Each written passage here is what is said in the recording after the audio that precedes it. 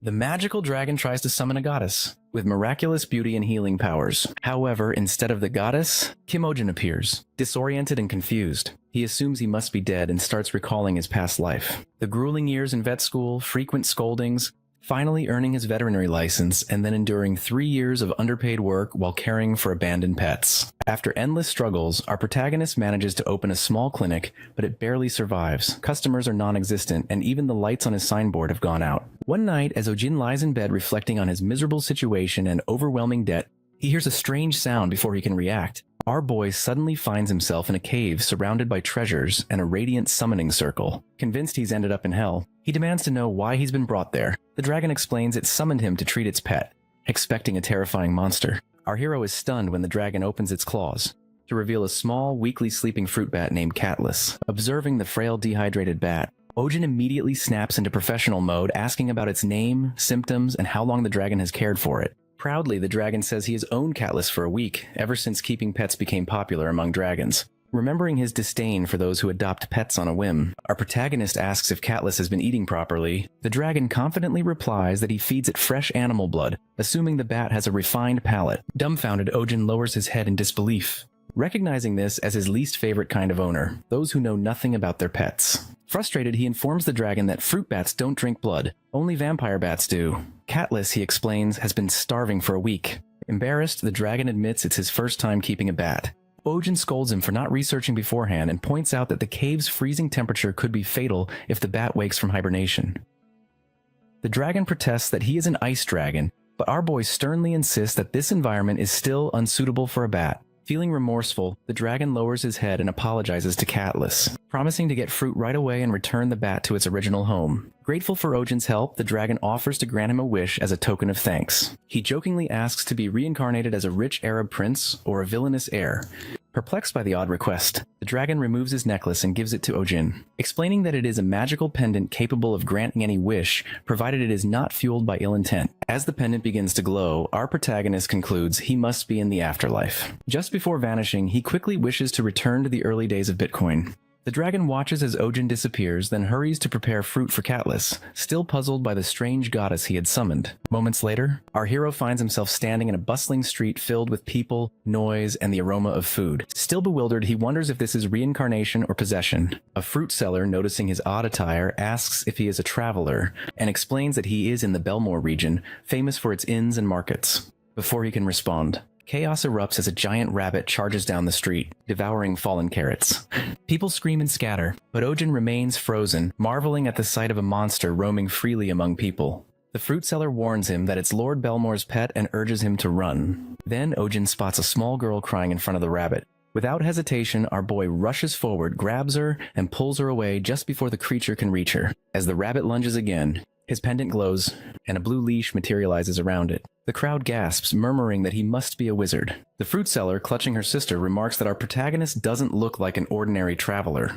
Lord Belmore soon arrives, furious to see his pet restrained. Ojin explains that the rabbit nearly attacked a child, but Belmore refuses to believe it. Losing patience, our hero snaps that the worst pet owners are those who ignore their pet's faults, warning that the rabbit's bite could easily crush a skull. The fruit seller and her sister exchange approving glances at his candor. Examining the rabbit more closely, Ojin notices its ears, and realizes it's a domestic rabbit suffering from stress and overfeeding. When he questions its behavior, Belmore admits that the rabbit, Elizabeth, often pulls out her own fur. Ojin explains that such stress could be fatal, and advises against taking her into crowded places. When Belmore asks about exercise, our boy suggests letting her move freely at home and discourages spoiling her. Shocked and ashamed, Belmore tears up, admitting that people ridicule him for raising a rabbit. But Ojin clearly understands animals better than anyone else. Belmore summons his butler, gives Ojin a pouch of coins, and asks him to check on Elizabeth from time to time. After apologizing to his pet, he leaves with her, while our protagonist mutters under his breath that he won't be visiting this place again. Suddenly, people gather around, cheering and praising Ojin's bravery. The fruit seller thanks him for saving her stall and offers him a discount, but when our hero explains, he has no money. She points to the pouch. Opening it, he discovers gold coins, and bites one to confirm it's real. Realizing it is, our boy smiles faintly. He thinks that perhaps he can finally open another clinic here and pay off his debts from the human world. Ojin thanks all the interviewers who have come for the job selection and, half amused, remarks that he hopes one of them will be chosen. He then announces it's time to begin the interview, calling it a game of life and death. Briefly, our protagonist's thoughts drift to Lord Belmore, who had generously offered land and money when Ojin decided to settle down in this new place. Thanks to that support, the second branch of his pet clinic opens without trouble. Lord Belmore even prepares a shop for him, though it's oddly stocked with rabbit supplies. Still, our boy doesn't mind, after all, it's free, and his connection with Belmore already seems invaluable. Business soon takes over Ojin's days, but he realizes he knows very little about this world, especially about the dragon who brought him here. The creature had promised to send him home, only to abandon him in this strange land. Determined to find answers, our hero decides to post a notice outside his new shop, Animal Hospital Hiring Staff. Maybe he'll find someone who can manage both assistant and technician duties. When interviews begin, Ojin sits upright, studying the line of applicants. The first candidate, Thomas, proudly discusses his noble background, strict father and gentle mother. Our protagonist listens for a moment, but soon grows weary of the man's self-importance. The next candidate, Philip, claims his family has been in the animal business for generations. This sounds promising at first, until he reveals they run a butcher shop. That's enough for Ojin to mentally cross him off the list. Apparently, finding normal people in this world is more challenging than expected. The third candidate steps forward, a man with a pale, tense expression and eyes that spell trouble. Our boy reminds himself not to judge by appearances, but his patience snaps when the man suddenly throws himself to the floor, begging to be hired. That seals it. Ojin decides he will absolutely judge people by how they look from now on. Before he can respond, a young woman steps out from the line of applicants. Without a word, she punches the man in the face, sending him flying across the room. She introduces herself as Selena, a roaming animal expert with experience in basic treatments. Her confidence and composure leave a strong impression, so Ojin hires her on the spot. The next afternoon, our protagonist sits inside his cozy new clinic, basking in the warm sunlight streaming through the window. It's already noon and Selena still hasn't shown up. Maybe he hired too hastily again. He debates whether to post another job notice. When there's a knock at the door, expecting his new assistant, he opens it, only to find an unfamiliar man standing there. Minutes later, the man is seated comfortably, sipping tea while Ojin smiles politely. Inside, though, our hero is celebrating. He's finally gotten his first customer, marking the first step toward paying off his debts. He thinks back to his previous clinic, the one that failed due to his short temper. He vividly remembers snapping at a customer who refused to brush their dog's teeth, yelling until his reputation as a rude and insane vet spread like wildfire. This time, however, Ojin resolves to smile, stay calm, and charm money right out of his clients' wallets. Returning to the present, he asks about the man's pet. The stranger grins and points to his pocket, revealing a small lizard named Pojak. Our boy is almost relieved. It appears to be a normal creature for once, rather than one of the bizarre animals that usually populate this world. That relief is short-lived when the man casually admits to grabbing its tail until it fell off. Ojin fights the urge to scold him and shifts his focus to the lizard. He carefully examines Pojak and notices its skin is dry and red, clear signs of improper shedding. When he mentions this, the man warns that Pojak can be aggressive almost immediately. The little creature proves him right by spitting a burst of fire straight at our protagonist before Ojin can react. Selena bursts through the door and knocks him aside, saving him from the attack. The flames scorch the wall behind them. Dazed and bleeding slightly from his mouth, Ojin mutters that getting hit might have been less painful. As he regains his composure, he realizes his first patient at the new branch is a salamander, a fire-breathing lizard that can't be handled bare-handed. He wonders if the clinic even has anything fireproof. Meanwhile, the man gazes dreamily at Selena, calling her beautiful, while she questions him about where he found the creature. He proudly explains he picked it up from the mountain behind the village, claiming it was love at first sight. Selena tells him that keeping a salamander is illegal as they're endangered due to overhunting. Still, she reassures him that if they claim to be holding it temporarily for medical treatment, the authorities will likely overlook it as long as he releases the animal afterward. However, the man clutches Pojak tightly, his eyes filling with tears, and refuses to let go. Suddenly, he bolts for the door, shouting that no one can separate him from his beloved salamander. Ojin stands in disbelief, staring at the open doorway. Selena hesitates for a moment, before our hero snaps at her to go after him. Just like that, the clinic's first examination turns into a ridiculous chase through town, a fitting beginning to another unpredictable chapter in Ojin's new life. Ojin sends Selena ahead to chase the man, and the market bursts into motion. The fruit stall lady, who had just been humming about how peaceful things felt without the Lord Reverend's constant interference, quickly realizes that peace never lasts. She ducks behind her stall.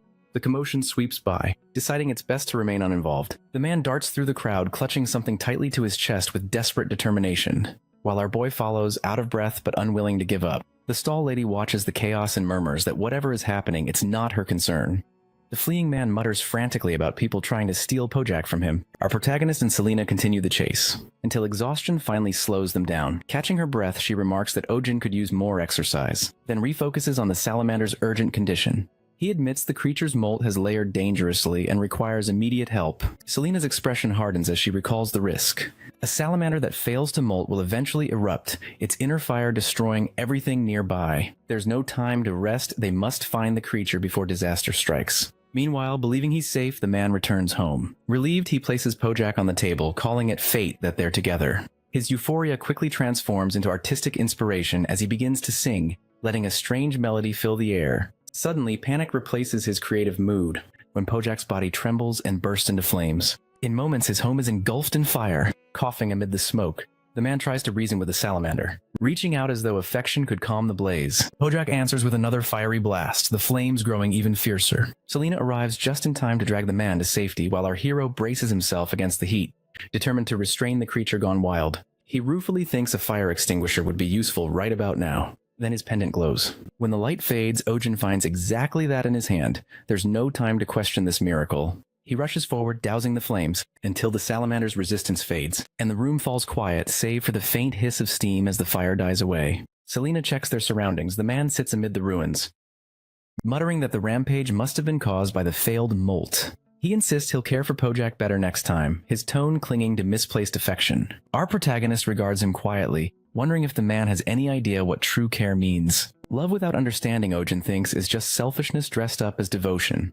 Later in the forest, Pojak has finally molted. Selena notes how much livelier it looks, while our boy stares at its size in disbelief. The man gazes at the salamander with bittersweet pride, murmuring that it's time to let it return to the wild. He watches as Pojak disappears among the trees, whispering promises of care and remembrance that no creature could possibly understand. Ojin rolls his eyes at the sentiment, thinking this will only bring more trouble, but the man barely notices. In his own mind, this farewell is noble. The moment unexpectedly turns tender as Pojak pauses on a distant rock and releases a massive fireball into the sky. The flames bloom into radiant fireworks, painting dusk in brilliant color. The man stares upward, overcome with emotion, while our protagonist quietly acknowledges that the treatment, at last, is complete. Days later, the same man reappears in the town square, now calling himself Royce. He plays guitar beside the fountain, children dancing around him as he sings an eccentric tune about Ojin's adventures. The song spreads like wildfire, lifting the spirits of everyone who hears it. Selena observes from afar, half amused, while our hero stands beside her, unimpressed but faintly curious. When he notices people talking about bringing their pets to him, Ojin even finds himself praising Royce's singing. Soon after, the consequences arrive. Outside Ojin's pet clinic, a crowd forms so large it blocks the entire street.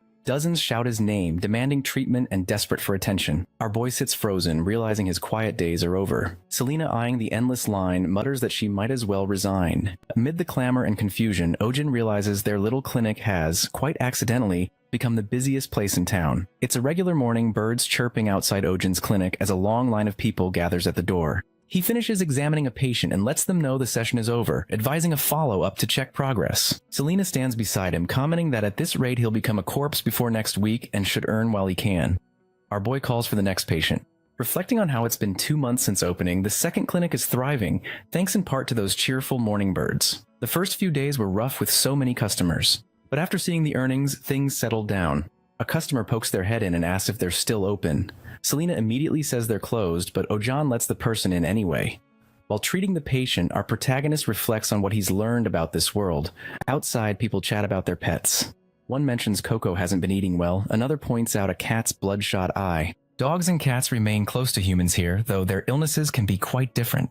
Later, Ojin stretches, remarking that the day has been exhausting. Selena informs him the next case is the last. Curious, he asks what animal it is, and Selena explains it's a shaman, once used for hunting, now popular pets, but aggressive toward anyone except their owners, leading to the highest abandonment rate. Our hero mutters that people who buy pets just to follow trends ought to disappear. He recalls hearing that shamans can grow as tall as a person's torso, with claws and teeth sharp enough to pierce a wild boar's hide. Selena warns him to be careful. The next customer presents a shaman pup, visibly exhausted and only 2 months old. The owner explains it's been limping since yesterday. Ojin examines the leg, noting a puppy this age should have healthy joints. Checking the paw, he finds a thorn lodged in it, removes it with tweezers, disinfects the wound, and assures them it will heal. The little shaman wobbles around and our protagonist watches quietly. while Selina glances over mildly curious as the owner leaves. Ojin sighs in relief, saying the day is finally over. Selina observes that he looked happy. He seems puzzled. When she asks whether it's because the puppy was cute or because his shift has ended,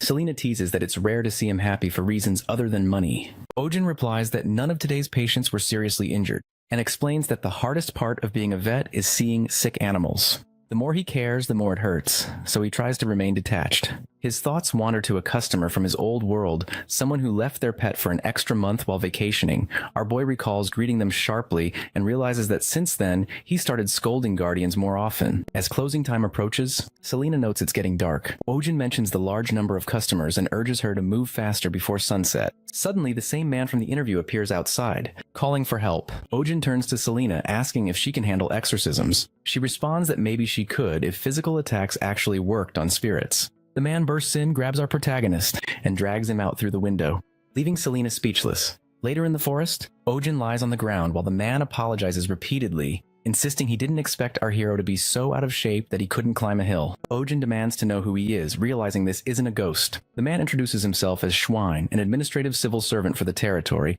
and explains he brought our protagonist there after hearing about his talent for calming the Lord's rabbit. Schwein asks him to catch a stray dog.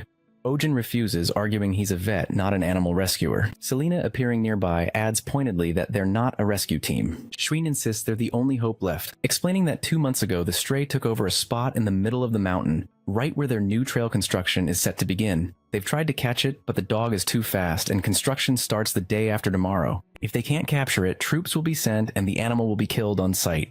Our hero falls silent, before finally asking where the dog is now, clarifying he's never captured animals and only wants to observe first. Schwein agrees, saying it's a bit further up the mountain. Ojin reminds him he hasn't agreed yet, he's just there to take a look. Selina, with a knowing smile, remarks that he's definitely going to end up doing it. At the site, Schwein points out where the stray usually stays. Suddenly, a noise catches their attention, and a shaman emerges from the shadows. Ojin recognizes it at once, while Selina notes that many people raise shamans, but just as many end up abandoning them. Many people keep shamans these days because it has become a trend, yet most end up neglected and forgotten. When Ojin observes the state of the shaman before him, he can tell it has been surviving alone for nearly 2 months, and probably hasn't eaten properly that entire time. Suddenly, a strange sound echoes from the forest, startling everyone, assuming it to be some sort of monster. Our protagonist turns toward the noise. Just as the shaman lets out a piercing shriek and lunges at him, Selina swiftly steps in, pulling our boy out of harm's way and warning that it's dangerous to stay so close. Ojin remarks that turning your back and running from an enraged dog is the worst possible reaction, while Selina retorts that doing nothing would just let the animal tear them apart. Then our hero explains that running will only provoke the creature further. They need to find a way to divert its focus. Before he can finish his thought, the shaman unexpectedly goes still. Everyone freezes, stunned by the sudden calm, and our protagonist wonders aloud why it stopped. He recalls Schwein describing the animal as a hunting dog and points out that such a creature, if truly angered, wouldn't retreat so easily. Yet right before their eyes, the shaman quietly wanders back into the forest. Selina mutters that no one can truly grasp what goes on in a dog's mind. Meanwhile, Schwein explains how the creature frequently chases people away, its behavior becoming such a nuisance that villagers from the nearby settlement send in constant complaints. As Ojin listens, he sinks into thought before curiosity takes hold. Ojin asks what kind of complaints they've received, and Schwein describes how the locals refer to the animal as a vicious beast that roams the mountain, one they consider dangerous and demand to be captured. Our hero reflects on this, then wonders aloud if anyone has ever actually been injured by it. Schwein starts to agree instinctively, but, after pausing for a moment, admits that not a single person has ever been harmed. Turning to Selina, Ojin recalls that she once mentioned the loyalty of shamans toward their masters and asks if she still believes it. Selina confirms that she does, and Ojin's expression shifts slightly as though something has just clicked in his mind. The next morning, Ojin and Selina set out toward the nearest village at the base of the mountain. Their focus shifts from confronting the stray to uncovering the story behind it. Now our boy seeks the dog's former owner, believing that understanding its past is the key to reaching it. Though time is short and other methods might seem easier, he knows that simply trapping the animal with food will not work. The dog's frail, hungry body speaks of something stronger than instinct, an unbroken bond that hunger cannot override. As they walk, memories and thoughts intertwine in Ojin's mind. He remembers how some owners issue a gentle command for their pets to stay, assuring them they'll return soon, only to disappear and never come back. That same kind of loyalty and betrayal must lie at the heart of this dog's suffering. Our protagonist has seen people capable of abandoning those who trust them most, and the idea fills him with quiet anger. Resolute, our hero promises himself that when they finally uncover the owner, That person will be forced to confront what they've done and witness how the loyal creature they left behind has endured. As they begin making inquiries throughout the village, a pattern quickly emerges. A local tells Ojin that a woman named Gabriel's husband has been unable to continue his work because of the dog that roams the mountain. Parents refuse to let their children near the forest, fearful of what lurks there, and even passing youngsters echo the same stories of danger. An old man vaguely mutters about losing money many years ago, though his words seem disconnected from the rest. Still, one truth becomes clear: the entire village harbors a deep resentment toward the stray. After hours of questioning, our boy and Selena stop at a quiet corner of the street, weary from hearing the same fearful accounts. Ojin begins to suspect that perhaps the dog's owner isn't from this village at all. Selena agrees, noting that if nothing else, everyone they've met shares a common hostility toward the animal. It's then that a woman with long hair approaches them. She has overheard their questions and, with a solemn expression, mentions that they're looking for Jake, the man who once owned the dog. She urges them to follow her and leads them toward Jake's house. Ojin notices how distant the home is, almost hidden among the trees, and the woman explains that Jake lived alone, separated from the villagers, which is why so few people knew him. When they reach the small wooden house, she stops near a modest grave by the entrance and quietly reveals that Jake died 2 months earlier in a landslide. She explains he had no family and that she herself arranged the funeral. Furthermore, she insists that Jake never abandoned his dog. He simply never made it back. The woman also confesses she once tried to bring the dog home but failed, and now, with sadness heavy in her tone, she begs them to help the animal, whom she calls Max. The weight of her words sinks deeply into Ojin. A quiet remorse fills him as he realizes how wrongly he had judged the situation. Our hero offers a silent prayer for Jake's peace, expressing his regret, and makes a firm promise that they will save Max, no matter what it requires. Later, back in the forest, Schwein remarks to the officers who have just arrived that he expected them the following day. Noting they must have finished their prior mission earlier than anticipated, he suggests postponing their current task to kill Max until tomorrow. But the officers dismiss the idea. One of them insists there's no reason to wait and that the matter should be handled immediately. Since the villagers already despise the dog, he reasons no one will object if they ended a day ahead of schedule. Back at Jake's house, Ojin steps inside and immediately notices the scent of herbal medicine lingering in the air, a clear sign that Jake was an herbalist. Selena suggests taking anything carrying the owner's scent for now and points towards some clothes hanging nearby. Our hero's eyes drift to a photo frame on the shelf, showing Jake and Max together. He wonders what could have happened to someone who cared so deeply for his dog. Then Selena notices a photograph on the wall and points it out. It's a picture of a mandrake.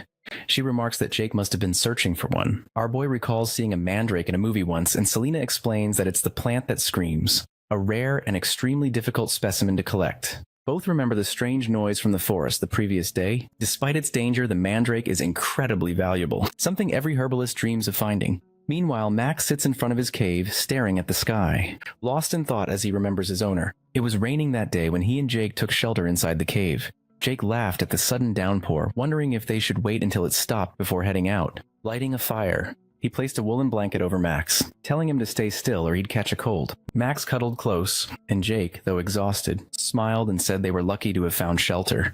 While looking around, Jake noticed a plant growing near the cave wall. Recognizing the shape of its leaves, he realized it was a mandrake. Astonished, he admitted he never thought he'd see one outside of books. Excited, he decided to return home to get his gear, telling Max to wait and promising he'd be right back. Max barked softly, but Jake reassured him it wasn't far. Smiling, he stepped out into the rain.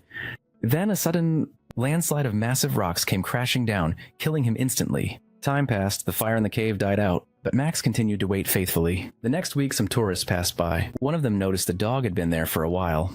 They assumed he'd been abandoned and, feeling pity, decided to feed him. But when they approached, Max shrieked and backed away in fear. Driving them off, startled, the tourists left, muttering that the dog was dangerous and that it was no wonder the owner had left it. Max returned to the cave and sat again, waiting for Jake, unaware he would never return. In the present, as Max recalls Jake, the officers approach. One suggests there's no need to rush since it's getting late. They should head to the lodge soon. Standing before Max, they ready their tranquilizer darts, enough to take down a shaman. Schwein pleads with them to wait one more hour, explaining that he's hired someone to help rescue the dog. From what Schwein has seen, Max has never hurt anyone and is simply a dog with a story. The officer, unmoved, says they aren't there to listen to a dog's story.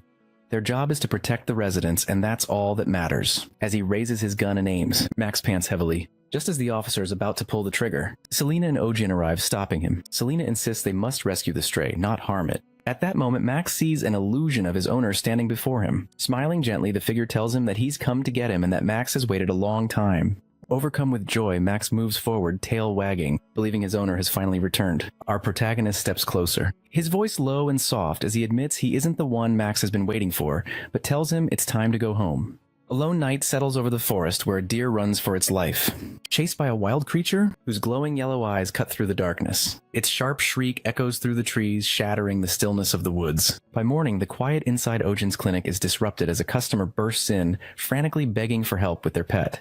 Our hero looks down to find the ping-pong panda so overweight it can hardly roll over.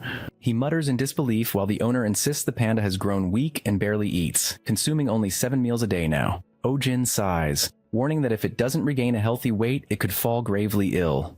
The owner looks shocked, unwilling to believe it, and our boy calls for the next patient without another word. Schwein steps in with his usual courteous smile, greeting our protagonist politely. The sight of him reminds Ojin of Max, the dog that once came down from the mountain after losing his owner. Max had lingered for days by his master's grave, unable to accept Jake's death.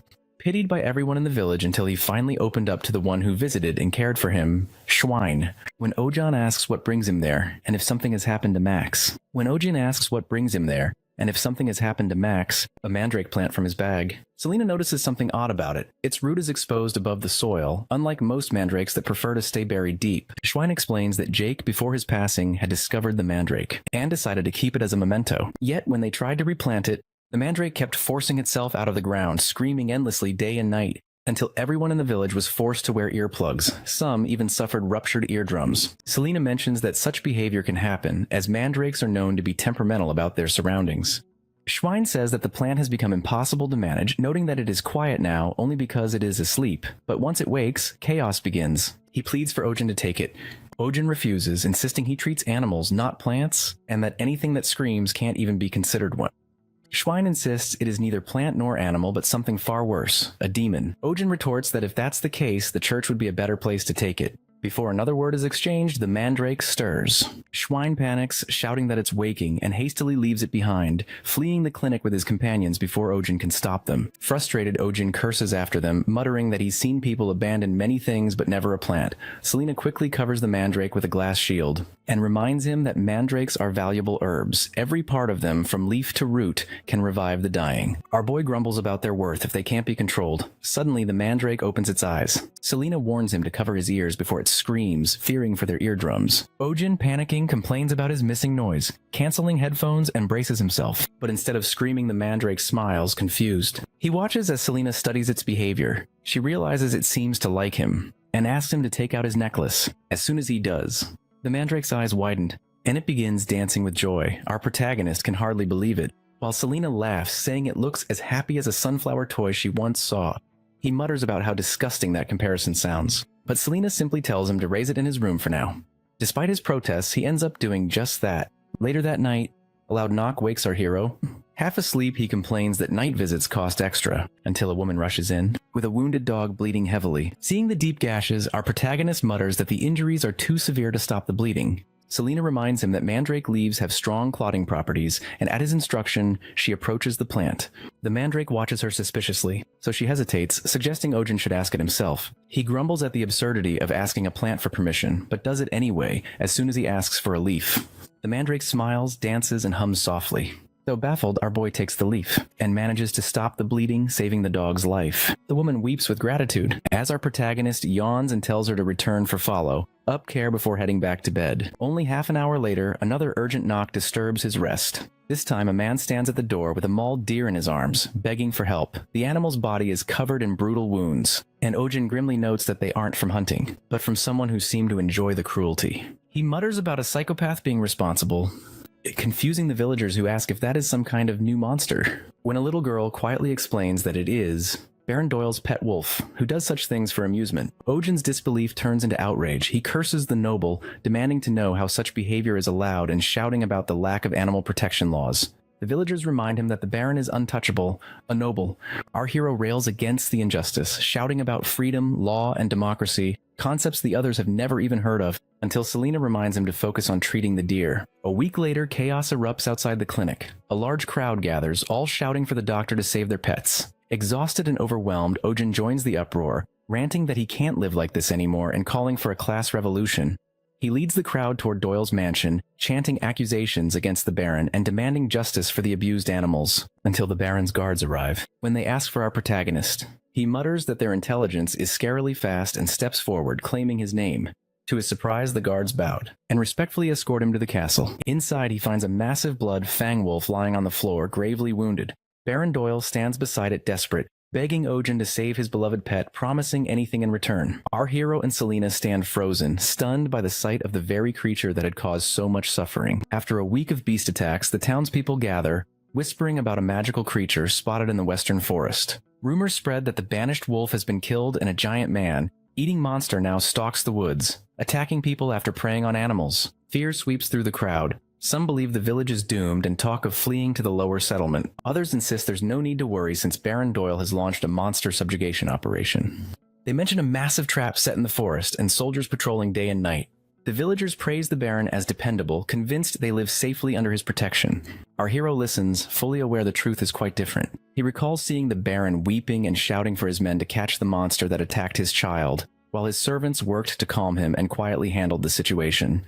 To Ojin, the scene resembles media manipulation from his own world. Selina stands beside him, noticing the wary look on his face. Our protagonist reflects that most of the injured animals brought to the clinic were attacked near the eastern forest, close to the village, while the incident with the Baron's wolf happened deep in the west. Despite this, the Baron's men continue to focus their search on the western woods, ignoring the east entirely. Selina finds it suspicious as well. The villagers rarely set foot in the western forests, a place rumored to be haunted. As they discuss, a man from the glass workshop calls them inside, announcing that the items Ojin ordered are ready. The syringes are ready. They are mouth-blown, reinforced glass mixed with albarium powder, resistant to heat and shock. Our protagonist examines them, impressed by the craftsmanship, calling the technology remarkable and marveling that they are handmade. The craftsman confides that the process was difficult and insists he cannot make more. Ojin pays him generously, establishing a partnership despite the man's reluctance. Gradually, the clinic fills with several new pieces of equipment. Renovations begin, and Selina inspects the layout, surprised by the organized modern structure. Our boy thinks to himself that this finally feels like a real hospital. One day, a man enters carrying bundles of herbs. He presents a variety with fascinating effects. Some induce sleep when consumed or inhaled. Others relieve stomach pain or prevent coughing, and one herb has antiseptic properties.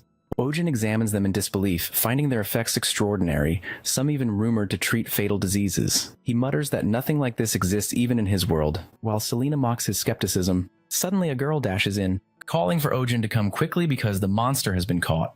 In the forest, soldiers, hounds, and Baron Doyle stand gathered around the shattered trap. Shattered trap. A roaring sound echoing through the trees. The soldiers push forward, claiming the monster is cornered. As our hero approaches, the creature's shadow appears, only to reveal a small cat crying angrily. Everyone falls silent. The soldiers hesitate, noting it looks like an ordinary street cat, but the Baron insists it is the very creature that terrified his wolf, pointing to its claws and teeth as proof of its evil nature. Ojin realizes the soldiers are serious. As they throw a net over the cat, the animal struggles and cries as the Baron laughs, ordering it to be burned. Our protagonist objects, but the Baron demands the cat be dragged alive for public execution. Watching the terrified animal, our hero is reminded of his own world, where a man once brought an injured cat to his clinic, explaining he used to feed it in the shopping district before someone hurt it. Ojin had called such people demons, despising animal abusers above all else. Back in the present, the cat tears through the net, sending the soldiers into a panic as they shout to trap it again. Suddenly, our boy gets an idea. He yells for everyone to cover their mouths and noses. He then points at the cat's forehead. A scar shaped like the letter M glows faintly above its brow. He declares it the mark of a great demon, the one that brings global plague, the mark of Corona, the great pandemic. Ojin declares the cat to be a demon, the very embodiment of the great plague. He claims the infection first spread through rats, then passed to a cat that devoured the infected rodents and absorbed their dark magic. It became an even stronger carrier of disease. According to our protagonist, this cat is the source of the coming disaster. Once the illness begins to spread, he warns half the population will disappear. The people, already ready to kill the cat, listen in disbelief. The soldiers scoff at his claim. Even Baron Doyle presses for the truth, doubting our hero's story. Despite their skepticism, Ojin stands firm, recalling a world much like this one that once waged war against a similar plague. A world filled with masks, fear, and chaos. He insists the creature may indeed carry demonic energy, but is still young enough to suppress. Our boy adds that in his world a cure was found and the same might be possible here. Turning to Selina, Ojin silently hopes she'll back his bluff. She does, calmly explaining that with the cat's blood and the right herbs, it might be possible to create a cure. Outwardly composed, our hero worries his ruse might fail. The soldiers mock the story as foolish, but before tensions rise further, the Baron grants Ojin a week. Within that time, he is to heal the creature and present it at the castle, after which the cat will be executed publicly. The scene shifts back to the clinic. Our protagonist exhales in relief, thanking Selena for her quick thinking, and is impressed at how convincingly she played along. She replies that she hadn't lied. Technically, a cure could be made using the creature and mandrake roots, though it would require hundreds of mandrakes.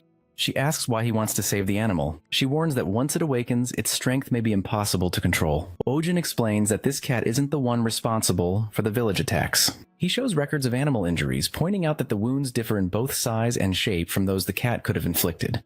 The pattern suggests a completely different predator. Selena quickly realizes the truth. Magma Baron Doyle's wolf must have been the real culprit, and the cat merely defended itself. Our protagonist agrees, but finds it suspicious. He finds it suspicious that the Baron, who once hid Magma's attacks, suddenly blames another beast and starts a public hunt. He suspects the hunt is simply a cover with the cat as the true target.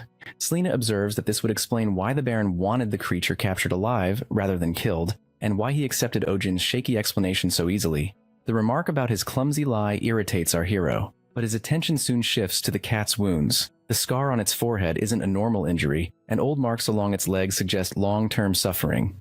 He resolves to uncover the truth about what this creature has endured. Selena watches him closely, realizing he isn't the greedy, indifferent vet she once believed him to be. There's a gentleness in the way he handles the animal. Eventually, our boy suddenly hugs the cat, burying his face in its fur, and he calls it soft and warm. The scene erases Selena's old impression, convincing her that Ojin is simply insane, while the nearby mandrake smolders with jealousy. The next morning, eerie cries echo from outside the clinic. Townsfolk gather, whispering in awe and fear about the strange sounds. Rumors spread rapidly, claiming our hero is battling a demon and purifying the source of the plague. Within hours, public opinion transforms him into a legend, a wizard from another world. The crowd chants his name, hailing Kim Ojin as the Great Wizard. Inside, unaware of the growing commotion, our protagonist tries to feed the cat. Only to have it scratch his face again, the creature's temper irks him, but he notices it appears smaller than before. Selena points out that its size and weight have both decreased over the past 3 days, and she speculates it might be losing demonic energy. Ojin concludes it's simply starving. Hunger is fueling its anger. It is burning away energy and deepening its hunger in a vicious cycle. As our hero wishes for the demonic snack known as churu, a sudden pain grips his chest. The dragon's necklace around his neck glows.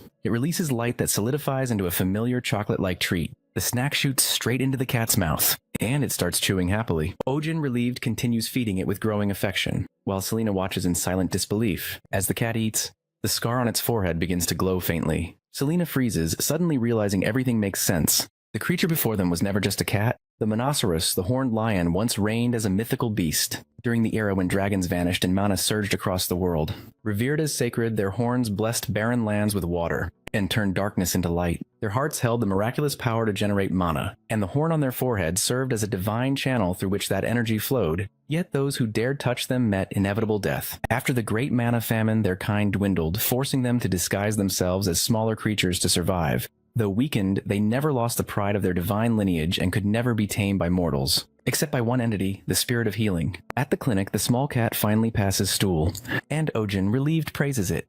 While feeding it churu, Selena, watching, wonders whether it's wise to keep luring the creature with the demonic treat. That same night at Baron Doyle's mansion, a spy reports to him that the cat has been eating obediently, and that our boy holds it in his arms like a child.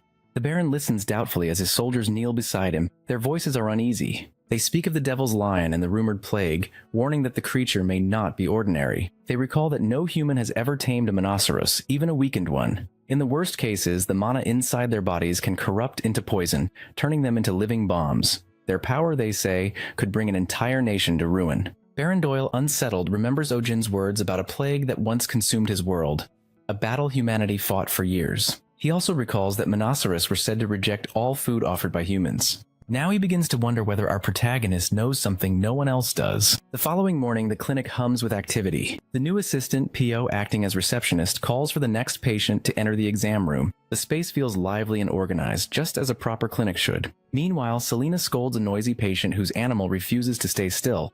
Her irritation grows, and in a flash of temper, she silences the commotion with magic, startling everyone. Ojin watches, horrified, as she repeats her spell on another customer, creating chaos inside the clinic. Then, without warning, Selena requests a sudden half-day leave and disappears again. Later, our protagonist discovers her handwritten note declaring her absence without leave. The sloppy calligraphy only fuels his frustration. He rants that even real veterinarians wouldn't act so unprofessionally.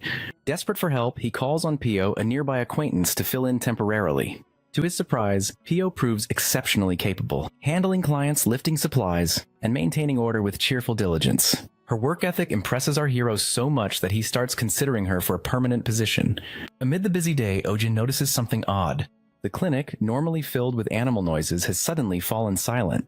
The next morning, the mystery reveals itself. When a familiar patient returns, Ping Ping the hamster. Ojin stares in disbelief. The creature that once weighed barely half a kilogram now appears 10 times larger, nearly the size of a small dog. He wonders aloud if it's turned into a panda. The owner corrects him, calling it a flopper dog.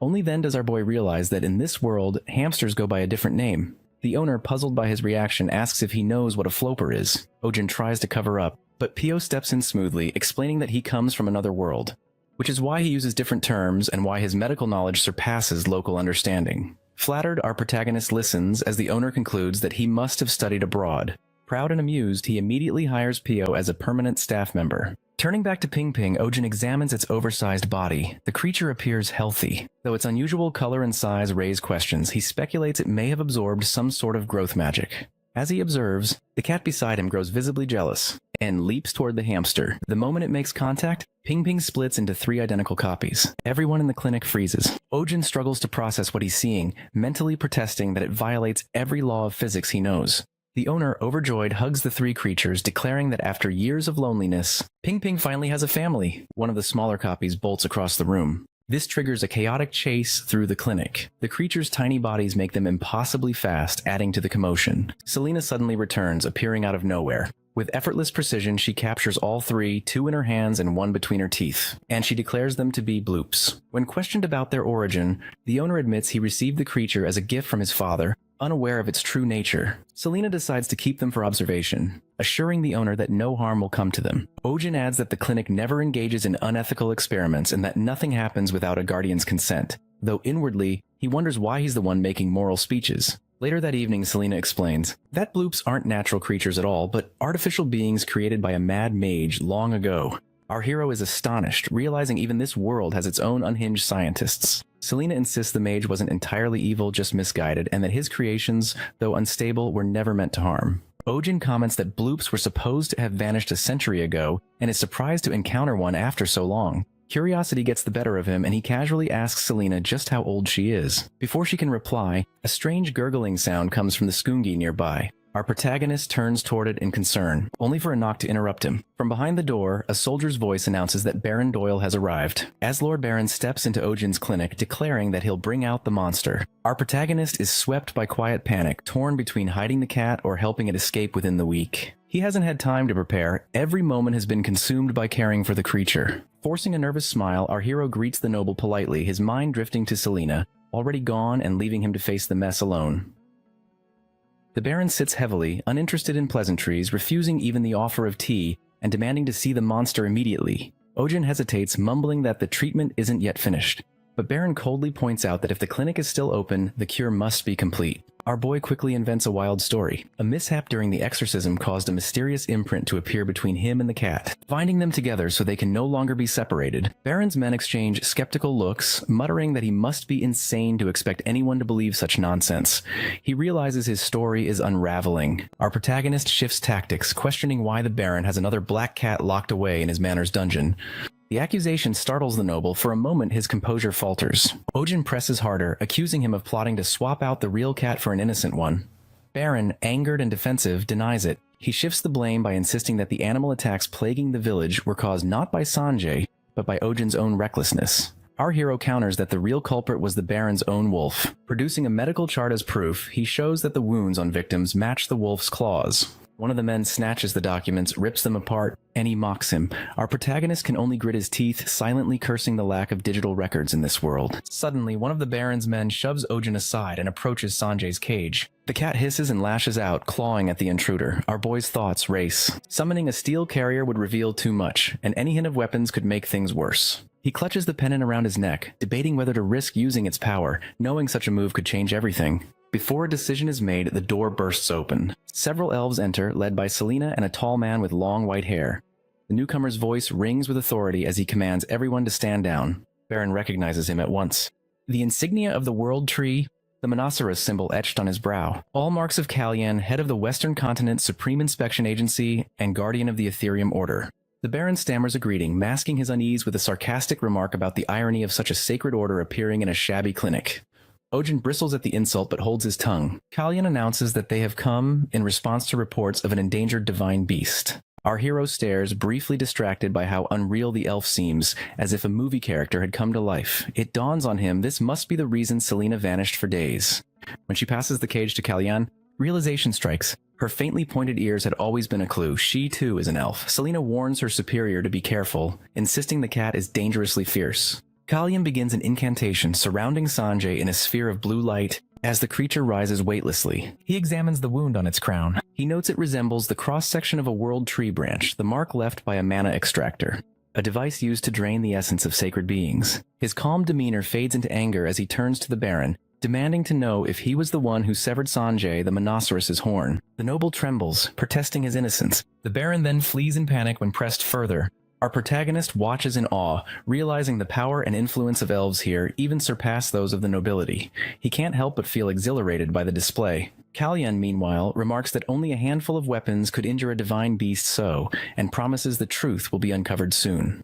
He thanks Ojin for protecting the creature and announces that they will take the Monoceros under their care. Before they can act, Sanjay's energy surges. The cat shatters the magical barrier, bolts forward, and it buries itself in our hero's arms, pressing close as if terrified to leave him. The elves freeze in disbelief, a sacred being seeking comfort from a human. Sanjay clings to Ojin's necklace, his body trembling. Kalyan's gaze narrows as he studies the pendant, recognition dawning in his eyes. He murmurs to his companions that the rumors are true and that the implications are greater than expected.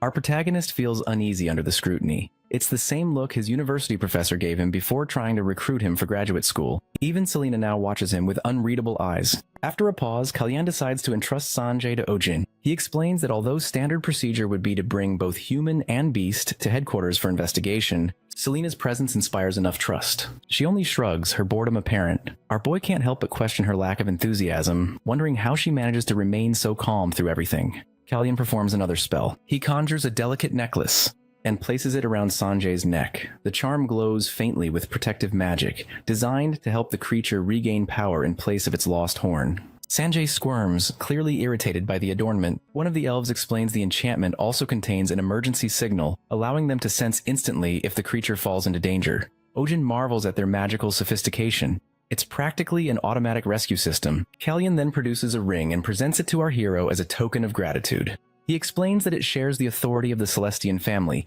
along with similar protective magic. Ojin accepts hesitantly, half honored, half anxious about what burdens the gift might bring. Kalyan smiles kindly and insists on placing it himself. Though awkward, our protagonist allows it. The elves murmur their approval, noting the ring suits him perfectly. He glances at the shining band on his finger, still uncertain what sort of fate he's just stepped into. Kim Ojin has been single since birth, and now the first ring of his life sits on his hand. It is an elf's ring, glowing faintly with magic that feels far too suspicious. Something about it makes him uneasy. He tries to decline politely, apologizing and saying he can't accept such a gift. Kalyan, puzzled, asks why, but our hero explains that as someone who works with his hands, accessories just get in the way. Kalyan suggests he think of it as armor rather than jewelry, though inwardly he notes that Ojin seems completely out of touch. Still, our protagonist holds firm, repeating that wearing anything on his hands would interfere with his work as a doctor. Kalyan doesn't argue further. Instead, he murmurs a short chant, and the ring dissolves into light, reshaping itself into a tattoo on Ojin's finger. It looks unexpectedly cool. Kalyan instructs him to place the emblem over his heart and say his family name. When Ojin does, his finger glows, and a holographic projection of Kalyan appears before him. The elf explains that this magic enables remote communication, a spell for voice and image transmission, and invites him to try saying light. Our boy repeats the word and a small beam bursts from his fingertip. The elves watch with faint amusement as he waves his hand excitedly, genuinely impressed by the spell. Kalyan assures him there are other functions he'll discover over time, but the most important is the protection enchantment bound within it. Ojin expresses his gratitude, still unsettled by how the ring transformed into a tattoo that feels so advanced.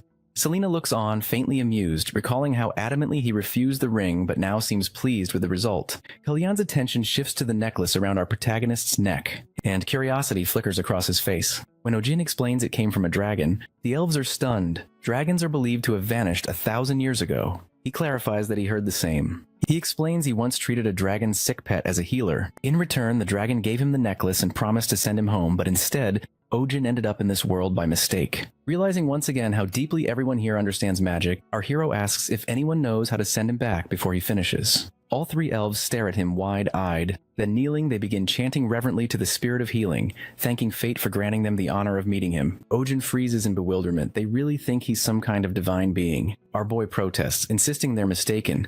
He's just an ordinary human caught up in a dragon's error. And the dragon's pet wasn't even seriously ill, just neglected. Kalyan, however, points out that he still received a necklace imbued with a dragon's power. Ojin mutters that he only accepted it for travel expenses after being thrown into another world against his will.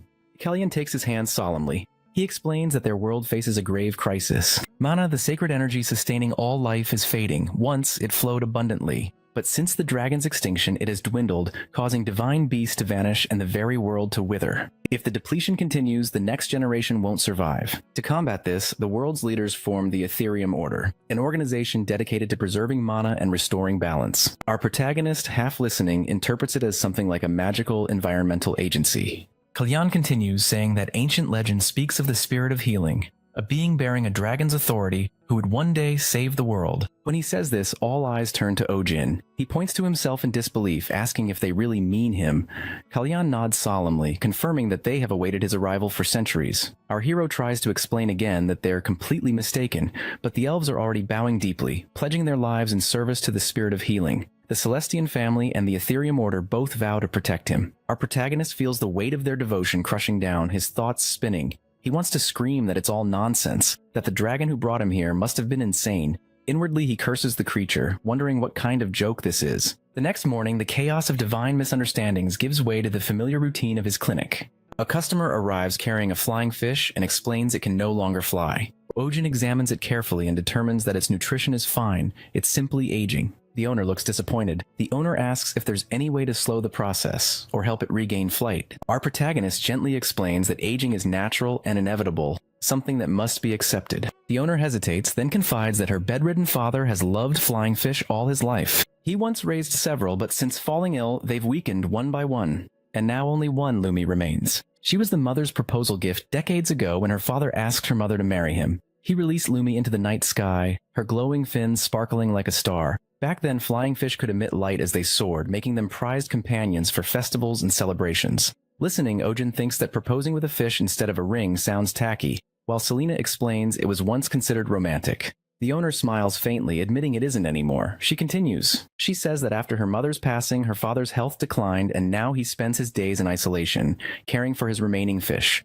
Recently, the owner's father confessed that if Lumi loses her ability to fly, he'll have no reason left to live. Our boy recognizes the sorrow behind the story, like the last leaf clinging to a branch before winter. Selena, unmoved, casually suggests buying new fish, which shocks him with her lack of empathy. The owner, close to tears, begs our hero to heal Lumi, to save her father from despair, but our protagonist can only repeat that Lumi is perfectly healthy. She's simply growing old, and even magic cannot stop time.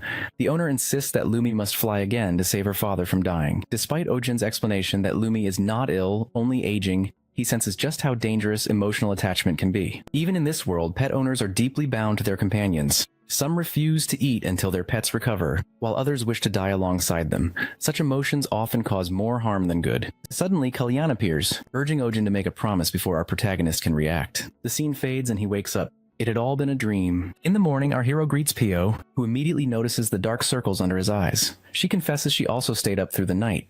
Pio assumes he was worrying about Lumi, the flying fish, though he denies it. She reflects that the fish's condition might not be due to aging, but to a lack of mana. She recalls that when she was young, the glow of flying fish dimmed as the world's mana began to decline, and as mana in the air weakened, the fish gradually lost their ability to fly. Ojin realizes the situation is much like environmental pollution in his own world. The ecosystem here is collapsing in a similar way. He remembers the elves' words about him being destined to save this world. Selena joins the conversation, confirming that the problem extends beyond flying fish.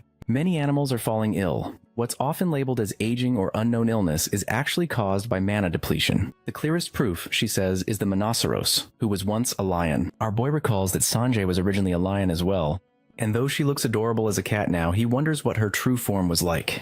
He pictures her grooming herself in the same way, even as a lion. A thought occurs to our protagonist. He asks Pio what illness typically affects guardians of the flying fish. She recalls it as a condition that weakens bones, causing easy fractures. Ojin asks Selena about the usual medicine prescribed. She names bloom root for bone healing, blood root for pain relief, and other supportive herbs. When he asks about side effects, Selena mentions that bloodroot causes fatigue and nerve dulling over time. Our hero immediately recognizes this as the issue and requests a medicine to counter those effects. Selena replies that such a medicine exists, but it cancels out the original effects. Still, our boy insists on knowing how to make it. Selena gestures behind her, and our protagonist realizes she means the mandrake. As he approaches, the mandrake frowns. Ojin explains that he only needs a few leaves. But the plant suddenly screams so loudly that everyone, Selena, Pio, and our hero, cover their ears. The mandrake starts crying, leaving him frustrated. Pio suggests that perhaps it feels neglected since he's been focused on Sanjay lately. Our protagonist admits that he feels awkward around plants. Pio advises him to give it a name at least when he hesitates. The mandrake cries even louder. Defeated, he names it Kim Mandal. Immediately, the plant stops crying and begins dancing happily. Ojin takes 2 leaves, thinking to himself how unsettlingly affectionate the plants and animals of this world are. Selena quietly observes. She then asks to see his necklace. She examines it, finding nothing unusual. When she puts it on and tries to pet Sanjay and Mandal, both react aggressively. Selena concludes that the necklace's bond works only for Ojin. She asks how he activates its power. He explains that focusing his thoughts creates a tightness in his chest, which then releases energy. Selena realizes that this power might be linked to his heart. Ojin adds that touching the necklace draws the creatures to him as if they're expecting food. While feeding Sanjay his favorite churru snack, Selena notices the glow of energy and deduces that our boy is unknowingly feeding his mana to the creatures. The thought alarms her. Such a connection could be dangerous. Meanwhile, Pio announces that the crushed leaves are ready and has prepared a potion from them. She asks if she should bring another batch, and our hero agrees. Selena watches him in silence, deep in thought. Everything about Kim Ojin, the energy around him, the way life responds to his presence, seems beyond ordinary. For the first time, she begins to wonder if he truly is the spirit of healing the legend spoke of. At L'Oreal's mansion, she enters her father's room with his medicine, and finds him lying on the floor. She rushes to help him up, quickly realizing that he had tried to stand. Because Lumi wanted to stay near the window. Despite his frailty, he insists he's fine. L'Oreal worries that his weak bones make such movements dangerous. But he simply responds that his time is limited anyway. She protests, insisting his illness can still improve. Yet he believes death comes not only from disease, but also from losing hope. Tears fall as she begs him to stop speaking that way, but he refuses. At that moment, Ojin arrives with Selena, Pio, and the rest of his group, interrupting the emotional scene. He boldly declares that people die not from illness or fate, but from misinformation, incorrect prescriptions, bad habits, and a lack of proper care. Both L'Oreal and her father are startled by the sudden appearance. Our protagonist introduces himself and explains that Lumi's inability to fly isn't due to old age, but rather the side effects of the drugs her father has been taking. The father is confused, insisting he's the one taking the medicine, not Lumi. Our hero clarifies that flying fish still retain their aquatic grooming instincts. They clean the food or individuals they care about. Lumi, by grooming her father's hair and beard, absorbed the medicine's residue through contact. L'Oreal recalls how Lumi had spent nights near her father, brushing against him. The old man realizes the truth and mutters that this explains why his beard always appeared so shiny. Ojin confirms this and presents syringes containing the cure he developed. He explains that the fish will regain its energy within a day or 2. The father jokes he'll shave everything off to avoid repeating the problem. Our protagonist begins the treatment, holding each fish while Pio restrains them so he can inject the medicine. When finished, he notes that it's a fast-acting drug. Moments later, Lumi begins to stir and suddenly lifts into the air, glowing faintly as she flies toward the father. He gazes at her, realizing it isn't a dream. One by one, the other fish begin to glow and rise. Their bodies are emitting a soft blue light. The entire room fills with shimmering brightness as the fish circle above. L'Oreal and her father watch in awe. The sight reminds her father of the day he proposed to her mother, using glowing fish that soared into the sky just like this. Holding Lumi, he is deeply moved. Pio observes quietly, understanding that the reaction came from contact with Ojin's blood and mana, and realizing that he is no ordinary human. Selena reaches a similar conclusion, wondering if he's truly the one spoken of in the prophecy, the spirit of healing. Later, Selena meets with Kalyan to discuss it. Kalyan believes everything aligns perfectly with the prophecy and asserts that Ojin's bond with the Monoceros is irrefutable proof. Selena questions his decision to give our protagonist the ring that does not belong to him. but Kalyan insists that the original owner would have approved. He admits that rumors of the spirit of healing will soon spread across the world, and that they plan to use this to uncover the truth behind hidden forces, rather than simply chasing enemies. Selena realizes this is why Baron Doyle was released to draw out those working behind the scenes. Kalyan reassures her that Ojin won't be harmed and points out that it's no coincidence she met him in this village. Selena recalls first seeing our hero when he subdued a giant rabbit in the village while wearing his mysterious necklace. Although she admits he is unique, she remains doubtful that he is the spirit of healing. Kalyan tells her to keep watching, reminding her that the prophecy doesn't only speak of salvation, it also warns of the trials that must come before it. Another quiet morning unfolds at Ojin's clinic. Inside, a blob known as the Bloop sits hunched on a leaf once again. Even though its care had already been charged the previous week, our hero notices it and grows irritated, wondering why it's still here. Meanwhile, Selena is tending to the creature, explaining that she's looking after one of the 3 bloops. She handles it carelessly. This prompts our protagonist to step in. He recalls that bloops are divided into core types, which contain a core in their heads, and non-core types, which multiply easily. Containing a core type prevents further division. But the one Selena is handling lacks a core and can reproduce when stressed. Selena confirms that it's a sensitive specimen that multiplies under pressure. Our boy becomes uneasy, all too aware of the dangers of keeping such creatures. Bloops can reproduce uncontrollably, and they have wiped out entire villages when mishandled. Keeping one in the clinic alongside volatile creatures like the Mandrake and Sanjay feels reckless. He questions the decision silently, realizing Selena hasn't obtained the owner's permission, having acted on her own under the guise of cooperation. Pio, watching the exchange, grows nervous, subtly suggesting that perhaps it's better not to get involved. Our protagonist remembers hearing that elves who cover their ears often do so to hide criminal markings burned as punishment. The thought lingers in his mind. Selena's habit of acting first, her avoidance of personal questions, and her aggressive temperament. All these things raise doubts about her past. Ojin briefly considers dismissing her, but he decides against it given the clinic's heavy workload before he can dwell further. Selena signals that it's opening time, and the routine continues. Elsewhere at Baron Doyle's castle, the Baron speaks through a Lagrima crystal with a mysterious figure. The man demands to know why the Ethereum Order appeared at Ojin's clinic. The Baron explains that they burst in suddenly, mentioned a divine beast, interrupted his work, and left. The man grows angry, accusing the Baron of letting the Ethereum Order take the Monoceros. The Baron apologizes and promises to recover it, but he adds that he doesn't need to steal the beast as it's already with Kim Ojin. The man is shocked, knowing a Monoceros cannot typically coexist with humans. The Baron insists it follows our protagonist willingly. The man orders him to silence everyone who knows, calling him incompetent. The connection ends. This leaves the Baron frustrated after a long scolding. He instructs his butler to summon Theodore and Alex, who are currently on leave. The butler mentions they were granted time off after complaining about overtime. The Baron, angered, cancels their leave and demands they be brought back, realizing the problem is only getting worse. Meanwhile, at the marketplace, rumors spread rapidly about the Ethereum Order's appearance. Townspeople gossip about seeing the group in person, and they wonder why such a powerful order would visit a countryside clinic. Word circulates that they came because of a rare divine species. Some claim our hero is not just an ordinary doctor, but someone from another world. Others repeat tales of him subduing a mana-infused beast and taming a divine creature barehanded. Stories twist fact and fantasy until the entire town buzzes with speculation as evening falls. The rumors take on a new tone. People begin calling Ojin the spirit of healing, a figure once believed to be female according to ancient prophecy. Now they say the spirit is a man instead, and whoever gains his favor will rule the world. A woman with long pink hair discusses the rumor with a brown-haired companion, remarking that the prophecy's meaning might shift with this new interpretation. In the noble district of Manhwa, Adrian arrives at his clinic expecting the usual bustle, but finds the place silent. He comments on the emptiness, and learns from the butler that no patients have arrived since morning. Suspecting Countdown the interference, he vows to retaliate. His assistant quietly mentions that the dropping number of clients might be linked to a new vet clinic in Belmont, Ojin's. Adrian dismisses the idea, reasoning that nobles would never visit a commoner's establishment.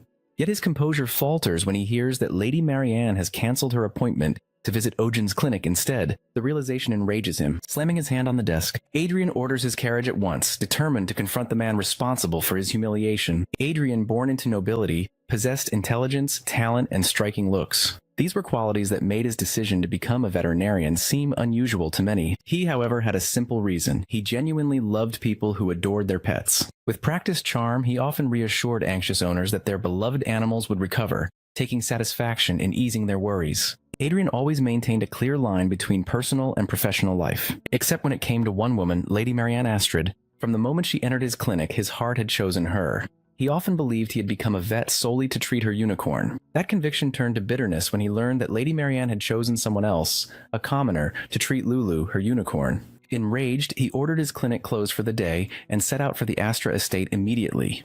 At the mansion, Marianne's mother received him politely, but with evident disinterest, questioning his unannounced visit. Adrian expressed concern for Lulu, describing the unicorn as sensitive and implying that entrusting her to a random commoner was irresponsible. Her mother corrected him. Kimojin, the new vet, was actually a woman. The revelation caught him off guard. She added that though a commoner, our hero was said to be extremely skilled and so beautiful that people called her a fairy or spirit. The idea unsettled Adrian, who began imagining what kind of woman could be compared to a fairy, perhaps a golden-haired angel or a mysterious dark beauty. His fantasies were interrupted when Marianne's mother admitted she had fabricated the story to test his reaction and promptly ordered the servants to escort him out. Humiliated but still defiant, Adrian insisted he was not obsessed with women, only devoted to Lady Marianne. His declaration only amused her mother, who had him thrown out anyway. Seated in his carriage, Adrian fumed over the insult and resolved to meet Kimojin himself. He prided himself on understanding unicorns better than most. He knew that they judged people by scent, despised the smell of blood and sweat, and could be violent toward men. Unicorns adored cleanliness and pleasant perfume, and he believed his meticulous grooming made him uniquely suited to approach them. He recalled his own trials earning a unicorn's trust, and how his strategy of bathing twice daily and wearing the same perfume as their owner had worked wonders. He was certain that a stinky commoner, ignorant of perfume, would surely provoke Lulu's rage, providing him the perfect chance to intervene heroically before Marianne's eyes.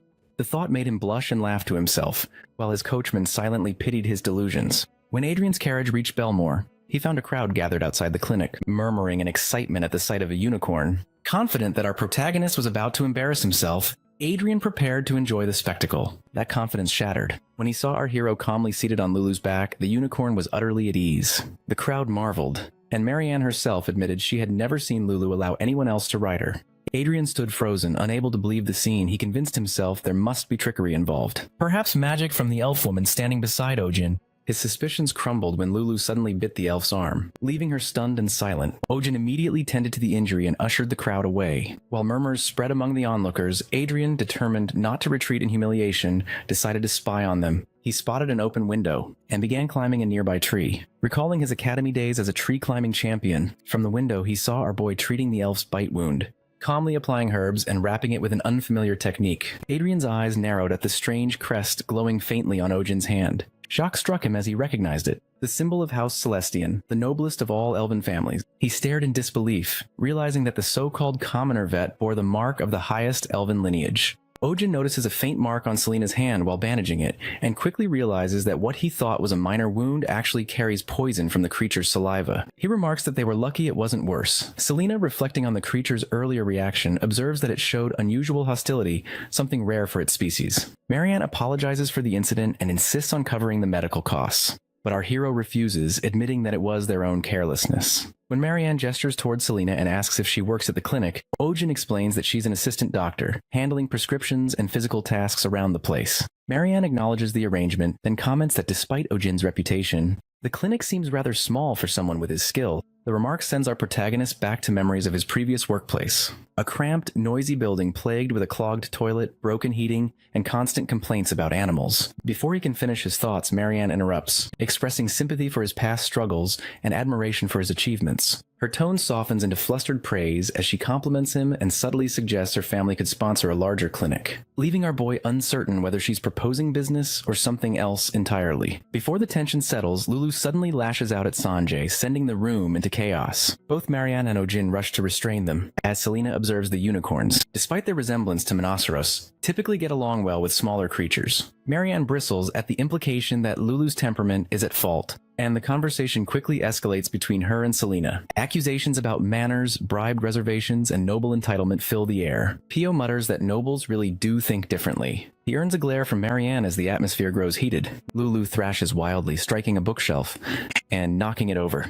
Suddenly, a loud crash erupts, the window shatters, and Adrian tumbles through, landing face first on the floor. Everyone freezes as Selena halts the falling bookshelf mid-air, saving it from collapse. The group stares in disbelief, unsure if the intruder is even alive. Adrian lifts his head, bloodied but smiling, and addresses Marianne with exaggerated relief. While Marianne stammers in shock, Pio demands to know who he is. Adrian introduces himself grandly as Adrian Heaven Crown.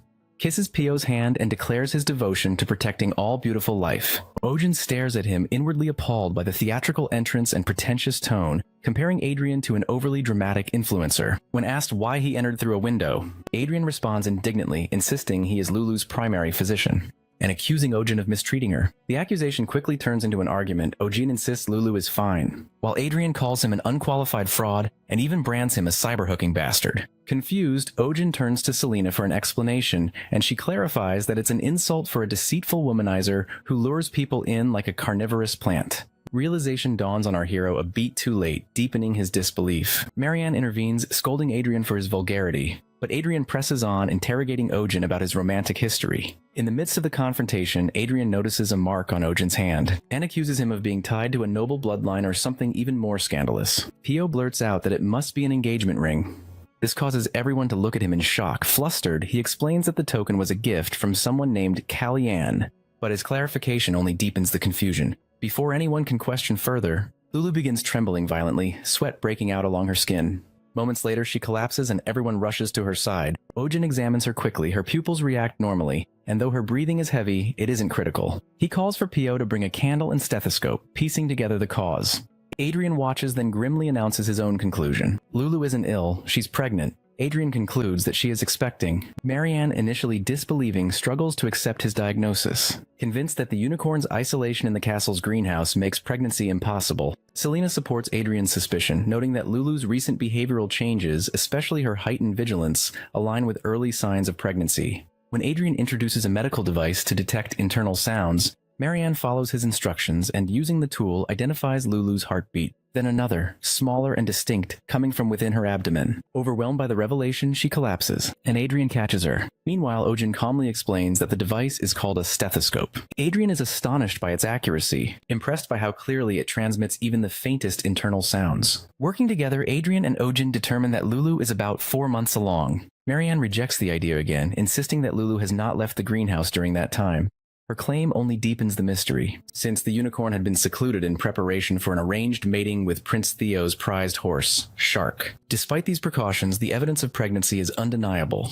Lulu is transferred to the ICU, where Ojin administers fluids and electrolytes through an IV to counter dehydration and malnutrition caused by persistent vomiting. The others observe in fascination, noting the directness of a treatment that bypasses digestion entirely. Silence settles as Marianne tries to process the situation. Selena breaks the quiet, reasoning that the arranged meeting with the prince's horse would likely have failed, since unicorns rarely choose partners and often remain single for life unless they meet one truly worthy. On rare occasions, an exceptional pairing produces a legendary hybrid with a golden body. Adrian suggests sending Lulu to the palace as a royal gift to explain the situation directly to His Highness, believing the prince would welcome such a rare creature. Selena dismisses the idea as unreliable, reminding them that stories of hybrid unicorns are mostly myth and that no one yet knows who the father is. Adrian points out the many distinguished horses raised under Lady Marianne's care, any of which could be possible candidates. Siegfried, admired for speed and beauty, Tara, valued for endurance, Dolly, known for charm, and Black Thunder, famous for strength. Marianne concedes that identifying the true partner is essential before any decision can be made.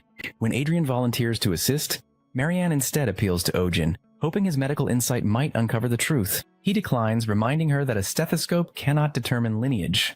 Adrian intervenes, acknowledging that Ojin's instincts and concern for Lulu make him more suited than anyone else to help. Selena adds that the answer may already be close at hand since pregnant unicorns typically display distress when separated from their mates, yet Lulu remained calm throughout the journey. Tracing the timeline, Marianne realizes that Lulu's agitation only began after arriving at their destination. The carriage route provides the first clue. At the stable, Joseph tends to a young mongrel horse, unaware of the tension building around him. When Lulu spots the colt, she becomes visibly emotional, rushing toward it and embracing it with clear recognition. The onlookers are stunned. Marianne is horrified, unable to comprehend why a unicorn of royal standing would bond with a common mixed breed horse. The scene's absurdity draws a quiet remark from Ojin, likening it to a dramatic play where a noble parent rejects a forbidden match. Adrian, observing Lulu's behavior, affirms that despite every expectation, the connection between the two animals is genuine. Marianne protests that the colt is too young, but Ojin points out that Lulu's choice is clear and that separating them would only harm both her and the unborn foal. The evidence leaves Marianne speechless, her thoughts circling the impossible reality before her, a unicorn, symbol of purity and grace, bound by affection to an ordinary stable horse. After discovering the truth about Lulu and the horse, Marianne's father confronts Joseph. He tells the young man that allowing a lowly carriage horse to get close to a precious unicorn is utter madness. Joseph tries to explain that he had no idea, but the Count accuses him of lying and attempting to profit from the situation. Despite Joseph's denials, the Count refuses to listen and orders both him and the horse locked up, announcing that punishment will be delivered soon. The maids whisper among themselves, agreeing that the Count is being too cruel. Joseph did nothing wrong. They point out that no one can stop animals from being affectionate toward each other. The conversation turns to why Lulu was supposed to be sent to the royal palace, with some realizing she was likely meant as a bribe for the crown princess election at the end of the year. They mention Marianne's participation and how Lulu could have lived in royal luxury if things had gone as planned, but instead ended up with a carriage horse. One maid comments that Lulu probably takes after her owner. Another hints that there's much people don't know about young lady Marianne. Suddenly, one maid warns the others to be quiet. Just then, another maid rushes in to report that Lulu's condition has worsened. She started coughing blood. Marianne immediately hurries to Lulu's side and asks what's wrong. The maid explains that Lulu hasn't been able to eat due to morning sickness and is now vomiting blood. She remembers Selena's warning. Pregnant unicorns become extremely anxious when separated from their partners, and Lulu's health has worsened because of it. The maid cautions that if this continues, the situation could become much more dire. Marianne asks when Ojin will arrive, and the maid replies that a message was sent in the morning, but he's delayed due to the distance. Determined, Marianne decides to find another doctor nearby and orders that the horse be brought to Lulu. The man leading the horse urges it to move faster. While the maids complain about the smell, they say that being locked up is no excuse, and that he should have been cleaned before meeting the young lady. The man insisted it was urgent. Marianne silences them and instructs that the horse be sent in. The moment Lulu sees him, she immediately runs to him and presses herself close. Marianne orders warm water, saying she'll clean him herself. The maids are shocked, but she ignores their protests and also instructs them to prepare soup for Lulu. She begins cleaning the horse with a towel dipped in warm water, thinking that he's a heartless animal, yet unable to forget how her own parents once disapproved of her relationship with a merchant's son. She reflects that Lulu could have lived surrounded by luxury, but wonders if this simple happiness is what Lulu truly wants. At that moment, Ojin arrives. He treats Lulu's condition and explains that although animals may have preferences, there is no hierarchy among them. Lulu does not see herself as superior to a horse. He sets up an IV for Lulu, and assures Marianne that just being with the one she loves is enough for her happiness. As he provides medicine, he notes that this will help for now, but is only a temporary fix. The real solution is allowing Lulu and her partner to remain together. Marianne quietly agrees. Ojin prepares to leave, mentioning that he must return to the clinic where many patients await, and his assistant doctor remains, though he silently doubts her empathy. Marianne assures him she understands, saying she'll leave the aftercare to him. As Marianne and Ojin watch, Adrian clings awkwardly to the tree, visibly struggling to climb down. He finally descends, apologizing for his discourtesy, but Ojin corrects him, calling it a crime instead. Adrian insists he only climbed the tree out of concern for Lulu and intended to leave after checking on her. Marianne reminds him that he should have informed the staff, but Adrian explains he tried and was refused entry,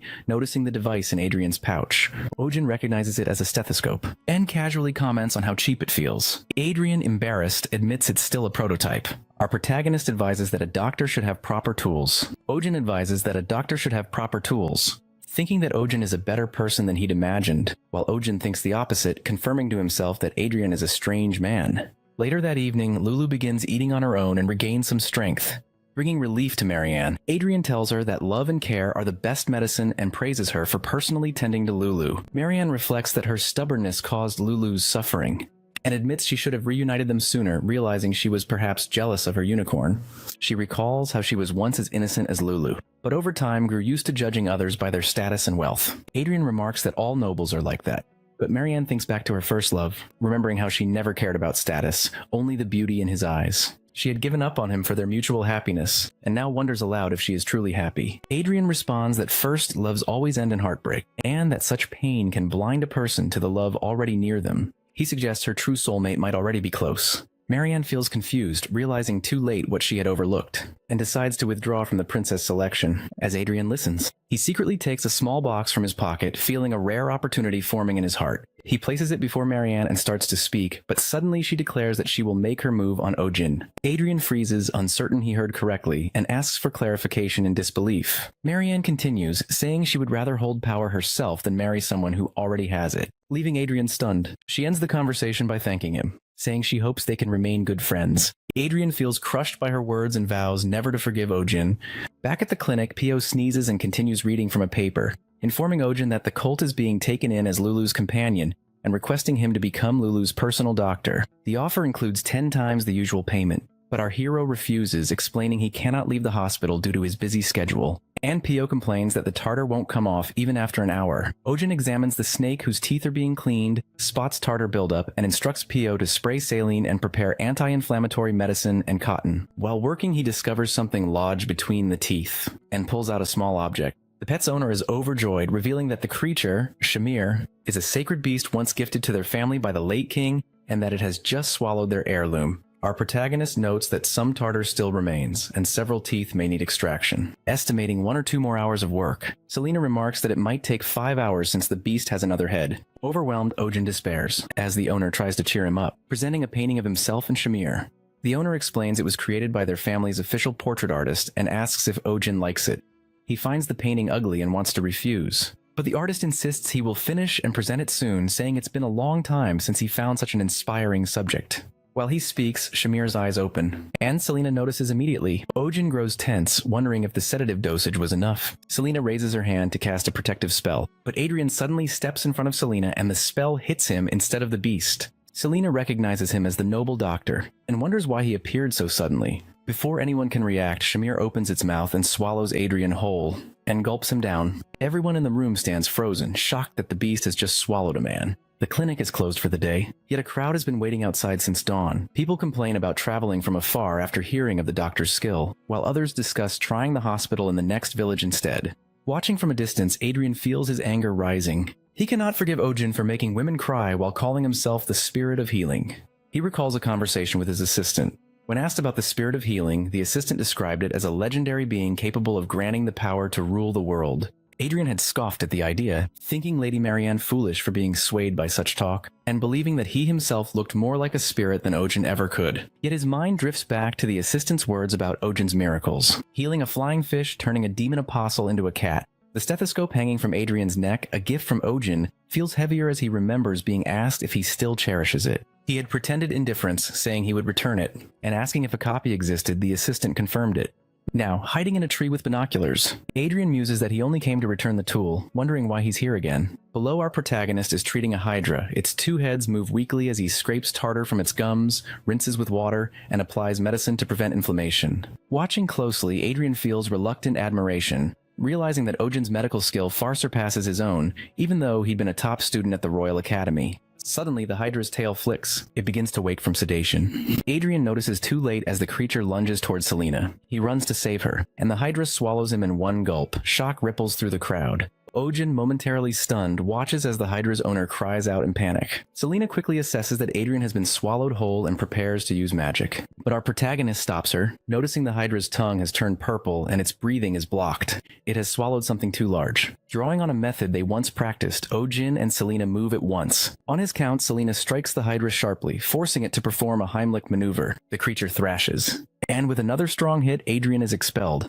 landing on the ground. The hydra's breathing steadies and relief spreads among the owners, who praise Ojin's medical skill. Ojin instructs Selena to check Adrian's condition. She confirms that he is alive, but will remain unconscious for a while, due to the magic spell used on the Gemini Hydra. Ojin silently notes that Shamir's condition has also stabilized, though the earlier shock caused bruising on its abdomen. Selena applies ointment and finishes the dressing. Later in the evening, our boy guides the Hydra's owners to be more careful, reminding them that any accident where a pet swallows something is the owner's responsibility. They promise to be cautious, even joking that they'll make sure it never swallows a human again. A few days later, the Baron sends a painting titled The Great Rescue Operation as a gift. Our protagonist dismisses it as bizarre, only to learn that a statue of him saving Adrian from Shamir's mouth has also been made. He feels the world has gone mad. Meanwhile, Adrian remains asleep, unaware of it all, while Pio and Selena watch over him, waiting for him to wake. Adrian wakes up confused about where he is and what happened. Memories begin to piece themselves together. He was spying on Ojin's clinic,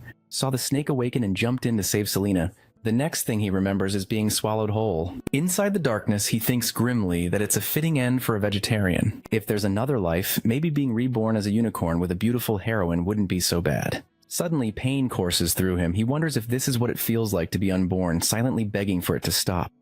He coughs and the sound pulls him back to reality. Selena stands beside him, noting that he's conscious now. Adrian, still dizzy, wonders if she's his owner. She tells him not to get up yet, The side effects of the magic will leave him dizzy and nauseous, so he should rest for 2 or 3 days. Adrian quietly agrees. Our protagonist enters with a steaming cup, instructing him to sit up for a moment. He explains that it's medicine for recovery, and insists Adrian drink it all. Adrian obliges while Ojin mentions he even added some mandrake leaves to the brew. He also informs Adrian that Astrid Manor has already been contacted and that he can rest here for a few more days. Adrian protests, not wanting to impose, but our hero reminds him that as a doctor, he should know health comes first. Adrian thanks him, and Ojin says he'll step out so Adrian can rest. As Ojin leaves, Adrian watches and finds himself thinking that he really is a great guy.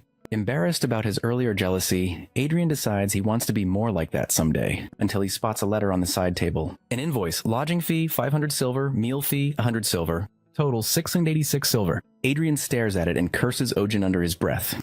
Meanwhile, at the clinic, a couple stands with their cat, worried that their pet's gender might be changed. Our hero explains it's just a figure of speech. The cat will be castrated. The couple protests, arguing that it's cruel. Our protagonist patiently reminds them that the cat's energy has been declining, caring for the kittens is hard, and the female's health is suffering from too many births. He asks what solution they would suggest. The owner protests that the cat is still young. Ojin asks if they want to calculate how many more kittens there'll be in 5 years, or if they're secretly selling fennec fox pups. The owner denies it, but argues that if the surgery happens, what pleasure will the cat have left? Used to these discussions, our hero explains that frequent mating causes rapid aging, shortens lifespan, and lowers the quality of life for both pet and owner. The couple leaves teary-eyed. Pio assures them she'll help book a surgery date. After they go, our protagonist mutters about having to schedule it himself soon. He's tired of repeating the same advice every time. Pio tells him the next patient is her childhood friend's pet and asks him to take good care of it. Ojin promises he will. A girl enters, holding a large chicken, and says they're here for a checkup. Our hero notes the bird's glossy feathers and remarks that it looks perfectly healthy. Pio adds that Pop is the biggest and healthiest among her friend's pets. The girl nods proudly. 20 minutes later, Ojin finishes examining Pop and concludes the chicken is fit to compete in a prime chicken contest. The girl, still uneasy, mentions that Pop seems thinner lately, but Ojin determines it's not true weight loss. She recalls a seizure during Pop's sleep and worries it might be serious, but Ojin concludes it was likely harmless restlessness. The girl adds that Pop's throat was sore the previous day, fearing infection. Pio reassures her that this is common. After a careful check, Ojin finds nothing abnormal, easing her concerns. Later, Pio runs in alarmed. Pop has disappeared. Tyr explains she stopped by the bathroom before heading home, and in that moment, Pop vanished. Ojin orders all exits and windows sealed. Selena tells everyone in the waiting area to stay put because an animal is missing. Some patients complain that their pets get restless if confined too long. Selena calms them. Their pets begin to act up. The team searches everywhere but can't find Pop. Ojin asks if Pop likes or dislikes anything particular. Tyr says she doesn't know, but maybe Pop already left. Our protagonist insists Pop can't open doors or jump through windows. It must still be inside. Pio remembers that Pop loves men. Our boy notes that some animals prefer lower-pitched voices. Tyr says Pop's obsession with men is extreme. Realization dawns on our hero. That's why Pop clung to him during the checkup. Selena suggests there's only one place left, a room where a man is sleeping. They rush there and find Pop hugging Adrian tightly. Everyone freezes in surprise. Ojin looks at Tyr and asks why she did this. Ojin confronts Tyr, asking why she deliberately left Pop behind. From the start, he sensed something was off. In all his years as a doctor, he's met countless types of owners, but never a guardian disappointed to hear their pet is healthy. He points out that no matter how fast a chicken may be, it's too conspicuous and small to lose track of, and far too noticeable to slip through doors and end up here unnoticed. He demands an explanation. Tyr confesses she did it because the Baroness would never believe someone like her. But if a famous doctor like Ojin claimed Pop was sick and disappeared, she would. Our hero asks who would even believe such a story. And Tyr answers, the Baroness? Desperation fills her voice as she begs Ojin to save her. If she tells the Baroness that Pop is healthy, he'll be hunted. A hunting competition is approaching, hosted by the House of Baroness alongside a banquet for an important guest, rumored to include Prince Theo himself. The Baroness, preparing for the event, plans to cook Pop for the feast. The room falls silent. Theo bursts out in disbelief, questioning why anyone would want to eat someone's pet, especially when the Baroness already owns several large fire chickens. Tyr explains that those chickens died last year from a contagious disease. Ojin remarks there must be other ingredients, yet the Baroness insists on Pop. Tyr goes on. Big fire chickens are prized for their vitality and fertility, creatures renowned for laying many eggs. Families seeking to strengthen their lineage often covet them, believing that consuming such a beast enhances vitality. Our protagonist bitterly observes that people everywhere are obsessed with stealing others' gifts through superstition. Tyr says the Baroness has long coveted Pop and now threatens to drive them from their farmland if they refuse. Pio, angered, declares that using someone's livelihood to steal a beloved pet is unforgivable. Tyr pleads again, begging Ojin to write a diagnosis claiming Pop has a contagious disease, assuring him that no one would dare touch the bird then. Our hero refuses. The room grows heavy with silence. He explains that the moment a doctor forges a diagnosis, they stop being a healer. They become a fraud exploiting life itself. Once that line is crossed, no treatment they offer can be trusted. Adrian suddenly interjects, furious, accusing Ojin of valuing professional ethics above life itself. To him, a doctor's duty is to save lives, not cling to rules. Ojin remains resolute, reasoning that if he lies and claims Pop has a dangerous disease, the animal will be branded as infected. The barn could be sealed off, and every creature there might be slaughtered. If the truth comes out later, the family could face punishment or blame for future outbreaks. He states that a doctor's purpose is to save lives, but never at the cost of endangering hundreds to protect one.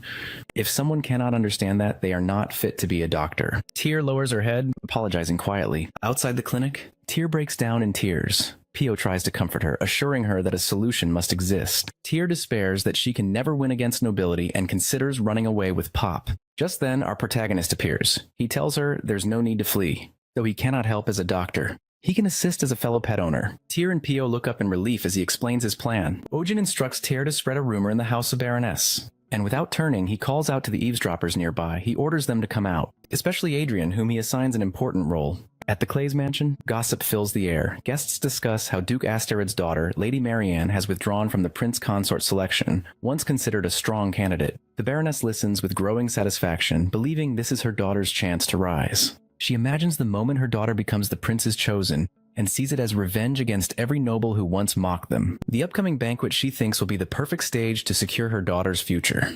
Her plans are interrupted when Adrian appears at the entrance. The Baroness freezes, startled by his presence and captivated by his striking looks. As he approaches with composed grace, he requests to speak with her privately at the table. The Baroness, caught off guard, can only stare, wondering who this impossibly handsome stranger might be. The Baroness, seated beside Adrian, feels as though she is dreaming. Surrounded by admiring glances, she basks in the moment, barely able to believe she is conversing with such a handsome man at her own party. She asks if he graduated from the Royal Academy, and upon his confirmation, eagerly inquires whether he has met the royal family. Adrian replies that he has, mentioning that he saw Prince Theo often since they attended during the same period. The Baroness immediately takes mental notes, deciding she must update her home's interior to match the latest royal trends. Curious, she asked about the prince's eating habits. Adrian responds with gentle curiosity, wondering if she intends to serve him a meal. Embarrassed, she hesitates.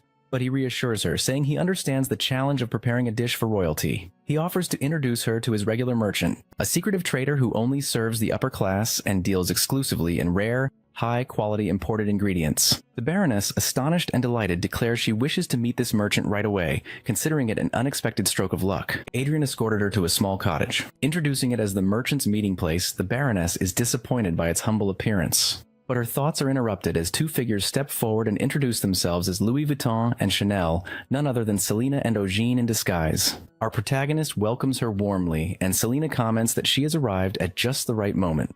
The Baroness, wary, suspects they might be con artists. Ojin presents a dessert, describing it as the latest sensation among foreign nobles. A devilish confection called Tang Hulu. The Baroness examines the glossy skewered fruit and hesitantly takes a bite. Instantly, her doubts vanish. The crisp sugar shell shatters with a satisfying crack, releasing a burst of tangy juice that floods her senses. The sweetness and acidity combine perfectly. She is overwhelmed by the taste and silently admits to herself that these people are genuine first-class merchants. Once she's impressed, Ojin smoothly shifts the topic, mentioning a rumor that she recently acquired a rare ingredient known as the Plant of Immortality.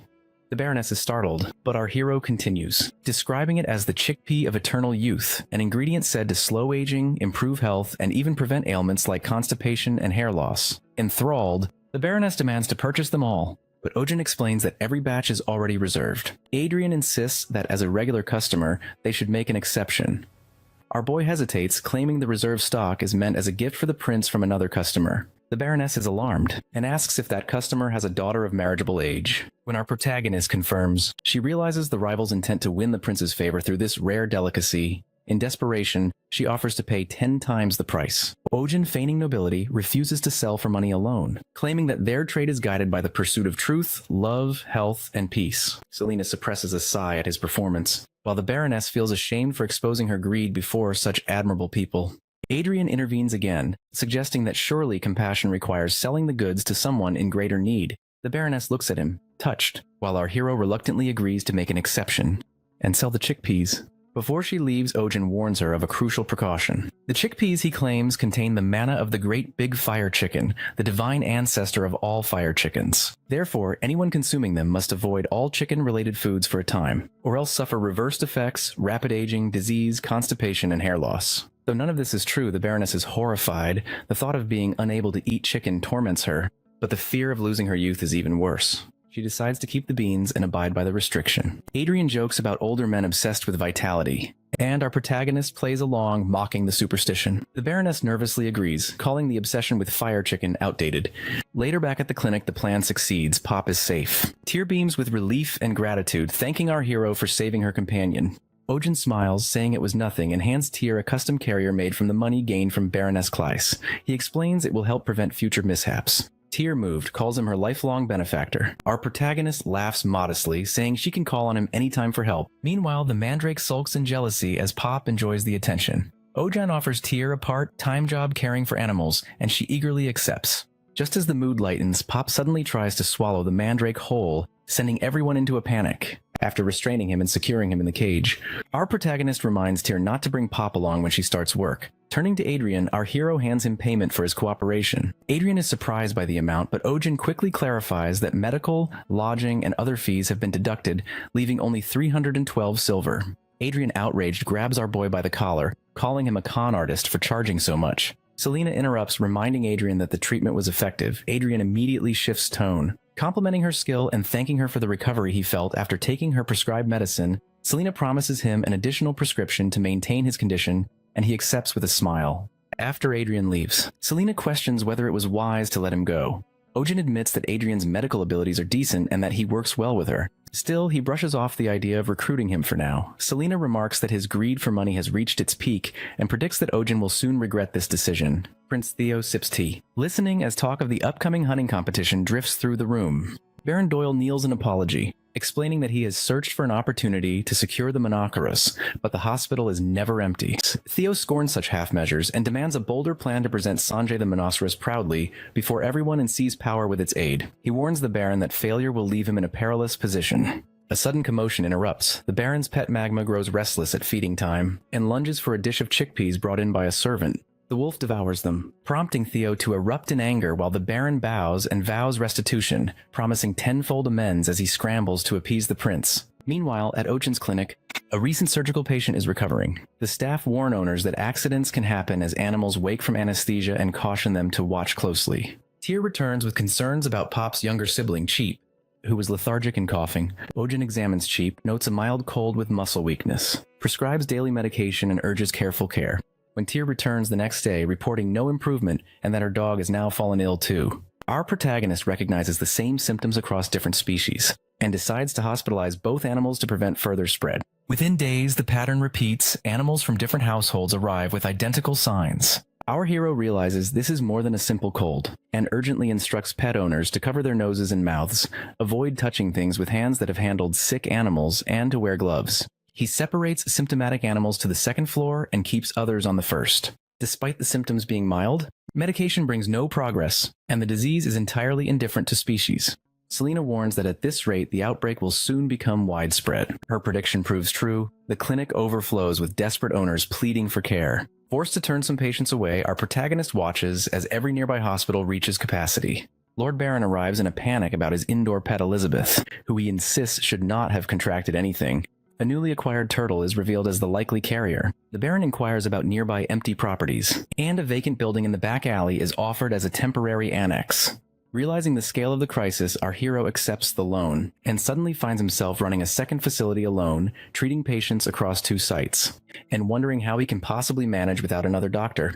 Over at Adrian's hospital, he notices an empty ward and asks why patients are scarce. His assistant explains that the town is facing an infectious outbreak and predicts a call for support. Soon after, a letter arrives from Ojin requesting aid, brings spare medicines and equipment with a curt offer of 2G per hour and a potential performance bonus. Adrian initially bristles at the tone, intent on burning the presumptuous letter, but then he sees a line mentioning Selena collapsing from overwork. Conscience overrides pride. Adrian announces he will leave until the war against the pandemic is over, reasoning that where disaster strikes, a doctor must go. His assistant falls silent, recognizing the gravity of the decision. The first epidemic sweeps across the land, prompting Pio to gather everyone inside the clinic and announce strict isolation measures. Any animal showing symptoms must be quarantined and unnecessary outings are to be avoided. Questions arise about when each patient's cough began and records quickly pile up. Adrian continues examining patients after 12 hours of nonstop work, noting swollen throats, but in some cases, ruling out the epidemic. Selena is buried in 26 hours of drug testing,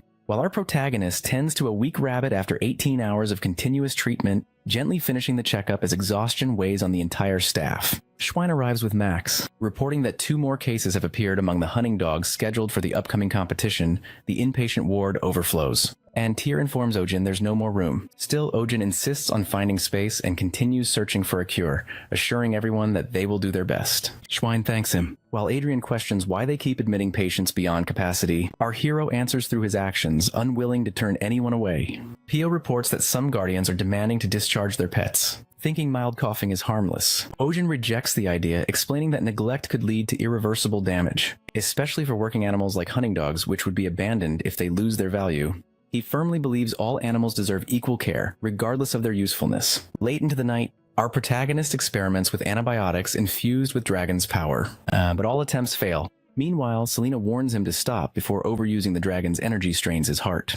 He blames mana instability and even considers learning alternative medicine. Selena points out that he hasn't slept in 3 days. Before knocking him unconscious, she gives him a forced rest.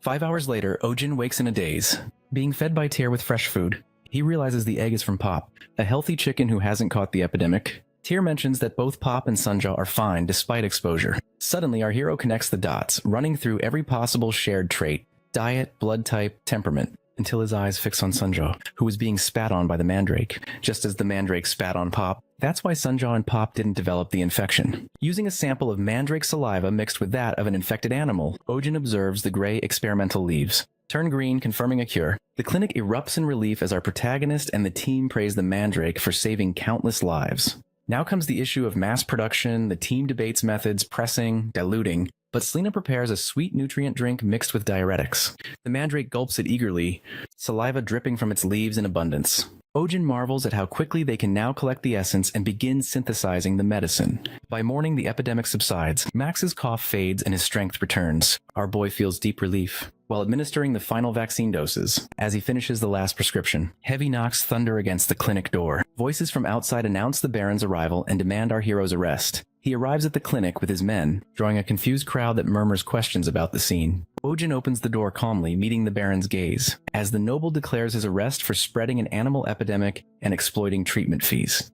Our hero's expression tightens, recalling the lie he once spun to protect Sunjaw. He points to Sunjaw's fading M-shaped mark as proof of his success, recognizing that the accusation is just a pretext. The Baron's true goal is to seize Sunjaw. Pio steps forward, defending Ojin's integrity, but the Baron dismisses his words angrily. Our protagonist ends the argument, agreeing to go quietly, but insisting on sedating Sunjaw first. The Baron hesitates, then relents. Ojin quietly signals Selena to prepare for an escape using magic. Selena misunderstands, readying herself to strike instead. Once Sunjaw is sedated and placed in the cage, a faint light flickers from our protagonist's ring finger, the signal. Selena acts not with magic, but with a sudden punch that sends one of the Baron's men collapsing. She grabs Sunjaw and flees into the crowd. The Baron orders his men to pursue, prioritizing the cat over Ojin. Our hero recognizes their intent, confirming his suspicions. The Baron seizes Ojin by the collar, threatening destruction, but Pio steps in, refusing to let the clinic be damaged. Adrian moves forward to shield Pio, forcing the Baron to withdraw under the watchful eyes of the onlookers. The men take Ojin away. Our boy entrusts the clinic to Pio and Adrian, hoping that Selena can keep Sunjaw safe. Rumors soon ripple through the city that Ojin, once the hero who fought the Monoceros, is responsible for the epidemic. The Baron announces a public trial, drawing attention from every corner. In prison, our protagonist rests briefly after days of exhaustion, until the Baron and his wolves arrive. The Baron demands the location of the cat and the elf. Ojin remains silent, inwardly relieved, knowing that Selena and Sunjaw have escaped. The Baron threatens violence, gesturing toward his growling wolves. Our hero observes Magma, trembling, his posture uneven and signs of pain clear. He examines the wolf briefly, noting blood in the urine and lethargy. Diagnosis reveals a severe hernia, neglected for far too long. Ojin concludes that immediate surgery is necessary to save the animal's life. Outside the mansion, Selena hides with Sunjaw, who grows increasingly restless. Selena studies her grip, whispering reassurance with quiet determination that our hero is still unharmed. Ojin diagnoses Magma with a hernia and immediately orders the wolf moved to a clean room for emergency surgery. He directs the preparation of tools, medicine, and anesthesia, maintaining a calm authority as the procedure begins. Once anesthesia has taken effect and the area is disinfected, our hero starts the operation with steady precision. The Baron stands nearby watching anxiously, while a servant hands over a protective apron and gloves to minimize infection risk. Throughout the surgery, our protagonist keeps tight control, requesting temperature checks, timing the next dose of anesthesia, and insisting on proper sterilization of each instrument. The Baron grows tense, unsure whether to trust Ojin's judgment, and outside the room he finds himself questioning the diagnosis. Until a memory surfaces of Magma's mother, who died with similar symptoms. Staring at her portrait, realization dawns that she too suffered from the same condition. Meanwhile, in the Baron's office, petitions demanding Ojin's release begin to pile up. Among them is a letter from Lady Marianne Astrid's family, threatening to report the Baron's false accusations to the king unless our protagonist is freed. Servants voice their outrage, alarmed by the mounting backlash. The surgery concludes successfully. The Baron rushes to see his companion, who is breathing steadily as Ojin calmly explains the regimen, a week of medication, and a future appointment for suture removal. Finally, exhaustion overtakes our hero, and he collapses onto a nearby sofa, succumbing to sleep after days of relentless work. The Baron notices the raw marks left by handcuffs on Ojin's wrists, and quietly instructs that they not be used again. Back in prison, our protagonist drifts into a dream.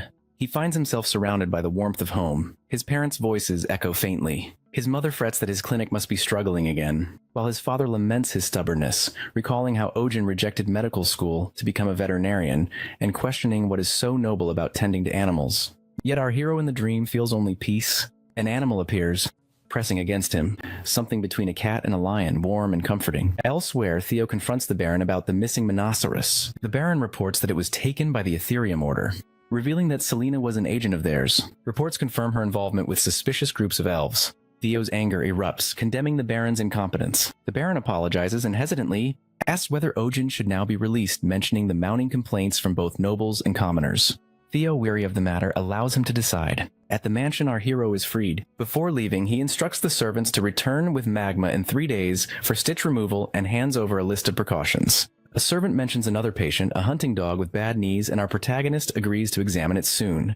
Stepping outside, Ojin finds his friends waiting at the gate. Shock and relief wash over him. As they reveal they were prepared to storm the castle if his release had been delayed any longer, he thanks them. And moments later, Sunjaw, Mandal, and Pop rush forward, enveloping him in a joyous embrace. Selena stands nearby, safe and smiling. Holding Sunjaw close, our hero recalls his dream and the figure so much like her, reaffirming his conviction that becoming a veterinarian was the right choice.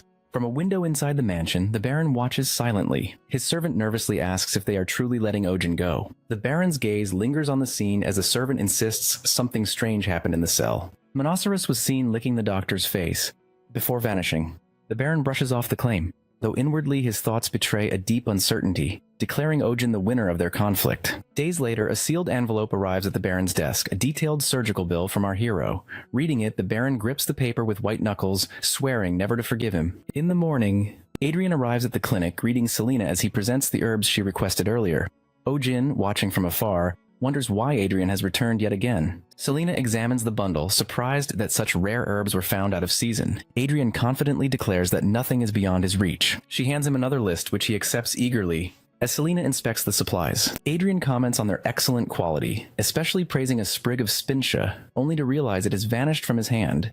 The culprit is Bloop, the small blob creature now chewing on the herb. Adrian scolds it and reaches out to retrieve the plant, but Bloop bites his finger, splits into 3, and smacks him across the face. Glaring, Adrian mutters that creatures truly resemble their owners, and every animal raised by our hero has a bad temper. Selena corrects him, declaring Bloop as her child, which prompts Adrian to remark that no wonder it has such fine taste in herbs. Bloop smirks mischievously, and Adrian freezes, realizing the creature just smiled at him. Selena places Bloop into a cage to contain his antics. Inside the clinic, Bloop, also known as Ping Ping, is no ordinary blob. He narrates his dominion with pride, claiming the herb room on the 2nd floor as his territory. Among the hundreds of animals passing through each day, only 2 beings truly hold authority: himself and Kim Sunjaw, Ojin's right hand and the hospital's enforcer. Though Sunjaw possesses unmatched physical strength, she dares not provoke him. Within Ping Ping's forehead lies a vision core capable of multiplying his body infinitely, spreading calamity upon those who anger him. When they first met, Sunjaw sensed his danger and attacked, but Ping Ping revealed his power, silencing all resistance. Since then, he has lived comfortably under Selena's protection, sharing rule over the clinic with Sunjaw. Later that day, an owner rushes into the clinic with a lifeless pet struck by a carriage, pleading for help. Ojin examines the small body and finds the airway clear, and orders time compressions. He performs CPR methodically, ignoring the owner's disbelief. Moments later, the animal coughs and breathes again. Shock turns to awe as the owners proclaim it a miracle, while Ping Ping observes from his cage, marveling at our hero's ability to bring life back from death. Ojin requests a single leaf from Mandal. Ping Ping disdainfully recalls Mandal's lowly status as Sunjaw's minion, and mocks its pitiful dancing. Mandal glares back, prompting Ping Ping to taunt him further, amused by the lack of response. Night descends, and Ping Ping resumes his self-imposed training, running on his wheels, until he divides into 3 copies, creating chaos throughout the clinic. He admires his stronghold, a cozy setup gifted by our protagonist as a sign of loyalty. Perfectly positioned for temperature and humidity, his satisfaction turns to fury when he discovers his stronghold damaged beyond recognition. He immediately suspects Mandal, who smirks from a distance. Rage flares as Ping Ping accuses him of defiance. Mandal, empowered by recent medicinal urban enhancements, stands his ground. Ping Ping mocks him for daring to challenge his superior, then launches an attack. Mandal dodges, and Ping Ping crashes backward. Assessing his opponent, Ping Ping notes the improvement in Mandal's body and resilience, but reminds him that without his pot, he is nothing, a plant doomed to wither. With a swift blow, Ping Ping shatters Mandal's pot, sending him to the floor in despair. Declaring dominance, Ping Ping demands that he kneel. Mandal glares up, desperate and furious, preparing his secret weapon, a sonic shriek capable of rupturing eardrums. Ping Ping senses danger, tries to cover his ears, and realizes his stubby arms cannot reach them. The attack fails, producing only a weak trembling sound. Ping Ping mocks Mandal's silence, satisfied at his opponent's downfall. Moments later, our hero enters, drawn by the commotion. He surveys the mess and the fallen Mandal with his broken pot, immediately understanding what happened. Kneeling beside the crying plant, he soothes it gently, assuring it will be fine. Lifting the fragments of the pot, Ojin smiles faintly, and decides it's time to repot Mandal once again. After receiving an excess of supergrowth serum, Mandal grows to 1.5 times his original height. Our hero prepares a larger pot for him, layering it with top-grade soil and finishing with premium organic nutrients. Yet as Mandal settles into his new home, he quickly appears unwell. Ojin examines him closely, puzzled by the lack of response. Selena watching silently. Suddenly, she plucks one of Mandal's leaves, startling our protagonist. A quiet cry erupts from Mandal, echoing through the clinic. He flinches, covering his ears, while Selena freezes, equally startled. After a tense silence, Mandal gives a weak response. Ojin concludes that frequent removal from the pot dulled Mandal's voice, and reassures him it will return naturally over time. The following day, Mandal looks even worse, leaves drooping, surface pale, and signs of accelerated aging spreading. Ojin's worry deepens, fearing Mandal might wither completely. Selena wonders if the fertilizer was insufficient and suggests adding more, but before she can act, Pio steps in, warning against ignorance. She insists that replacing the entire soil caused Mandal's rejection. The soil, familiar to Mandal, is like his lifeblood. Replacing it all at once left him too weak to adapt.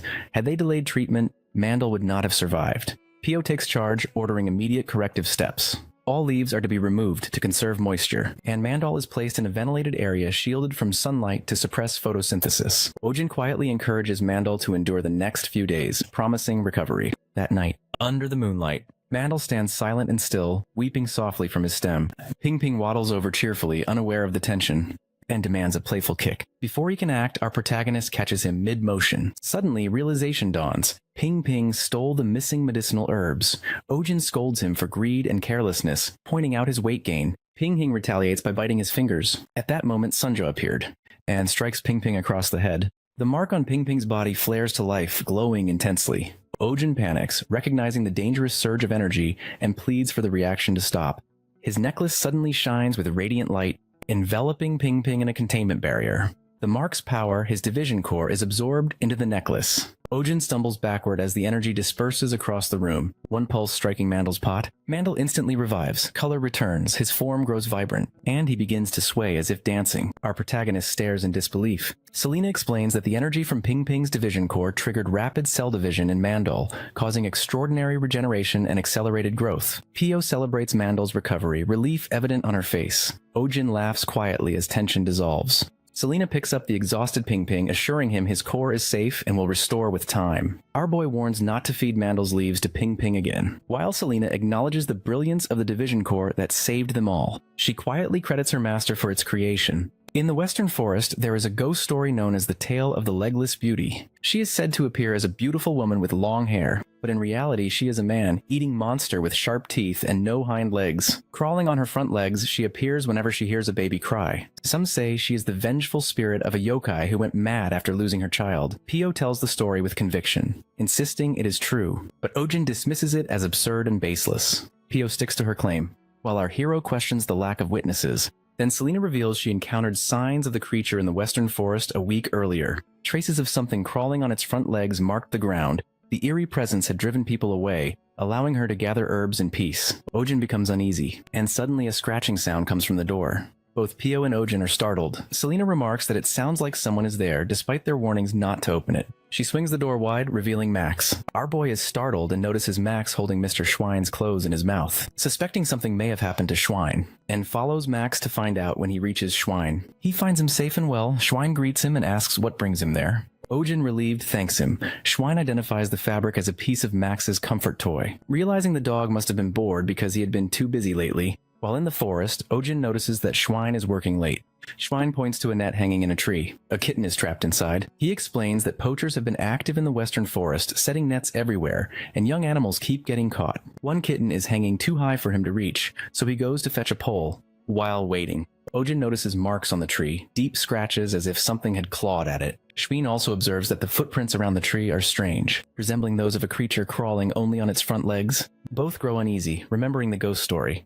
Suddenly they hear the sound of crying. Our hero asks Schwein to stop making that noise, admitting he hates things like this. Schwein denies it, but the crying sound grows closer. Then a figure appears, and both freeze, fearing the legless monster has come. Instead, it is a fox. Ojin notices its hind legs are injured, explaining the dragging footprints. The trapped kitten continues to cry from above, and the fox barks at it. Clawing at the tree, our protagonist realizes the fox is reacting to the cries and suspects it plans to eat the kitten. The crying continues and the net begins to shake. Suddenly the cage falls. Ojin rushes forward, catching it just in time. Relieved, he looks inside and sees that it is not a kitten, but a fox cub, and it is already dead. A sound behind our protagonist makes him turn. The large fox stands there, preparing to attack. Ojin realizes he let his guard down. Suddenly, Selena appears and shoots the fox with a tranquilizer. The animal collapses unconscious. Selena checks our hero for injuries and finds him unharmed. She had arrived just moments earlier, drawn by curiosity about the rumored creature, which has now revealed itself as a celestial fox. Ojin examines the fox closely, confirming its identity and noting numerous wounds across its body, including gunshot injuries on the hind legs. Selena inspects it as well, observing that it must have given birth recently. Its glands are swollen and there are faint traces of suckling, suggesting it has not nursed for some time. Our hero realizes that the dead fox cub in the net must be its child. The fox cub was killed by hunters who cursed their luck, disappointed that it wasn't fully grown. Still, they decided the white fur would fetch a good price before they could take it away. The mother's furious cry pierced the forest as she lunged at them, forcing the hunters to flee. In the silence that followed, she approached her cub's body, only to see a small cat emerge beside it, softly meowing. She gathered her injured cub and lay down in the rain as the cub weakly nursed. Later that night, the mother opened her eyes again while she slept. The same cat appeared nearby.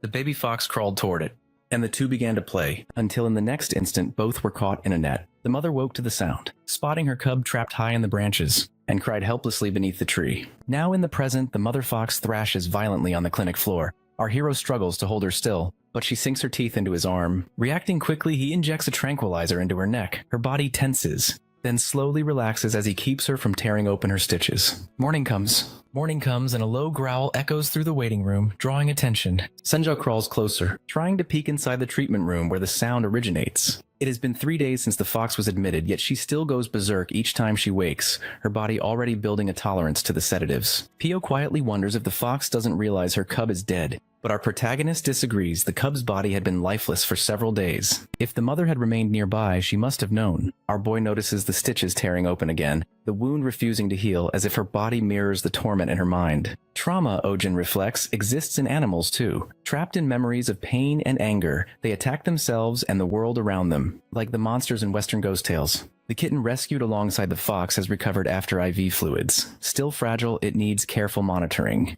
Our hero reminds Pio to keep its temperature steady and ensure it stays far from the fox's cage. Pio agrees and goes to replace the kitten's cold water bottle with a warm one. The kitten mews softly, glancing toward the mother fox's cage. When Pio returns with a heating pad, she freezes. The cage door hangs open. The kitten is gone.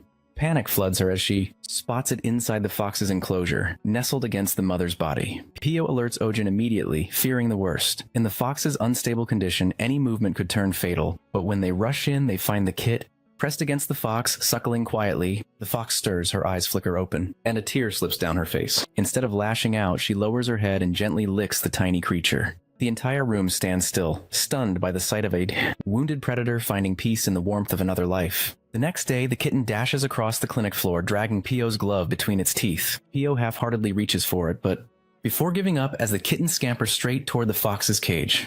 She decides to retrieve it later. What matters more is the fox itself. Its recovery, once stagnant, has become astonishing. Wounds that had refused to close now knit cleanly, and its rest is no longer plagued by nightmares. Pio marvels at the progress, unable to believe the creature once thought crippled now moves its paws again. The nerves have begun to regenerate. Our hero watches quietly, reflecting that he cannot restore all that humans have taken, but at least he can return a fragment of what was lost. When the fox and kitten are finally released, they step into the forest together. He bids them farewell in silence, hoping never to meet again under such painful circumstances. The fox glances back once as if in acknowledgement, before vanishing into the trees. In time, rumors about the monster in the western forest fade away. A gentler tale takes their place, a story of a white fox roaming with a small cat always by its side. Meanwhile, in the clinic, the mandrake stretches proudly in its pot, drawing curious stares. Visitors whisper about the strange radish-like plant moving on its own. Speculating whether it's the hospital's guardian spirit, some insist it's a mandrake, while others claim the true guardian is a terrifying cat rumored to silence even wild beasts. Annoyed by the chatter, the mandrake stomps towards Sunjaw's food bowl and flips it over in defiance. The crowd gasps. How dare it challenge the cat's authority? Their shock deepens when Sunjaw herself appears, eyes glinting. The mandrake freezes in dread as she advances.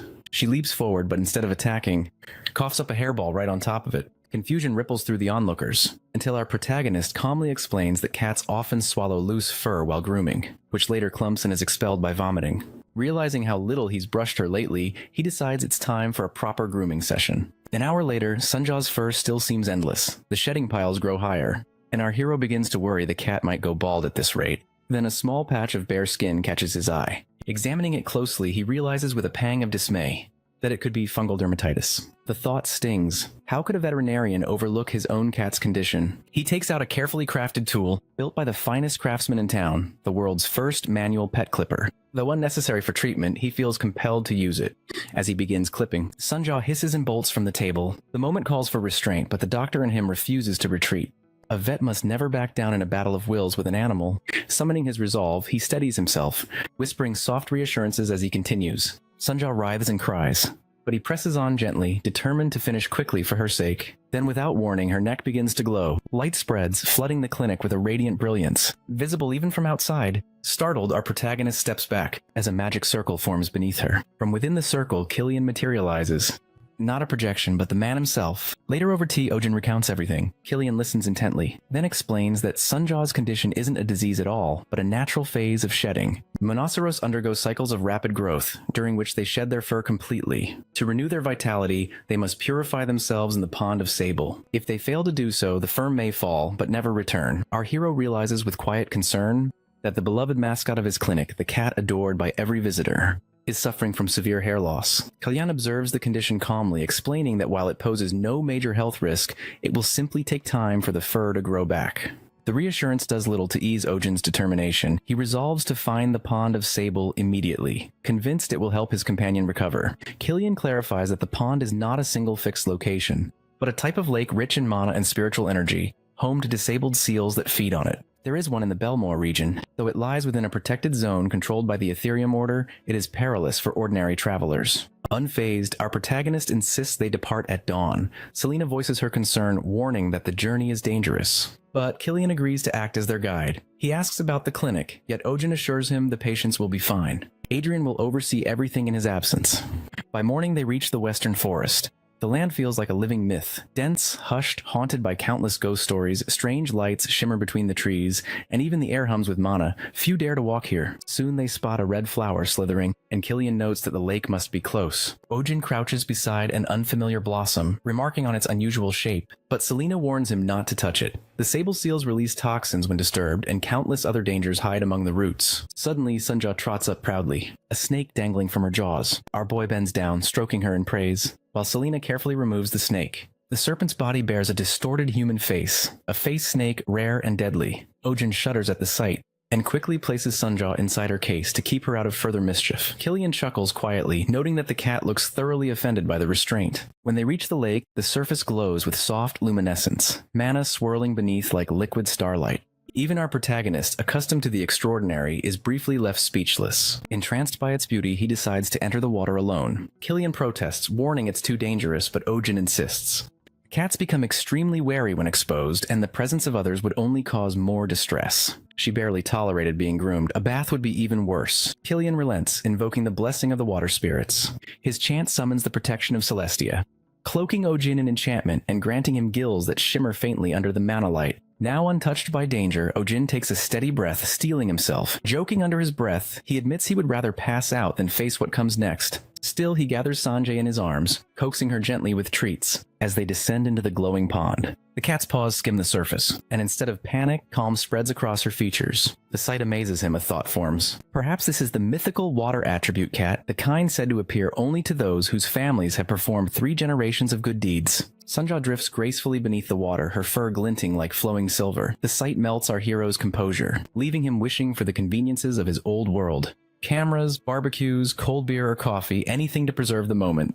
The lake sparkles around them with bubbles of mana that burst like carbonated light. As our protagonist brushes her fur, it begins to peel away in translucent waves, as if she were shedding not just hair but skin. Ojin marvels at the transformation, until the soap slips from his grasp, drifting toward a patch of strange flowers. Reaching instinctively, our boy realizes too late that he has touched the poisonous Sebulzia. A sting flashes across his hand, and the world blurs, the water collapses into darkness. When Ojin opens his eyes, he's no longer in the lake, but in an unfamiliar place. Our protagonist looks around in confusion, whispering to himself in disbelief. Then a massive paw rests on his shoulder. Turning slowly, he finds a lion standing behind him, its golden eyes calm and unblinking. He freezes, the question forming on his lips. Who is this creature that stands before him? You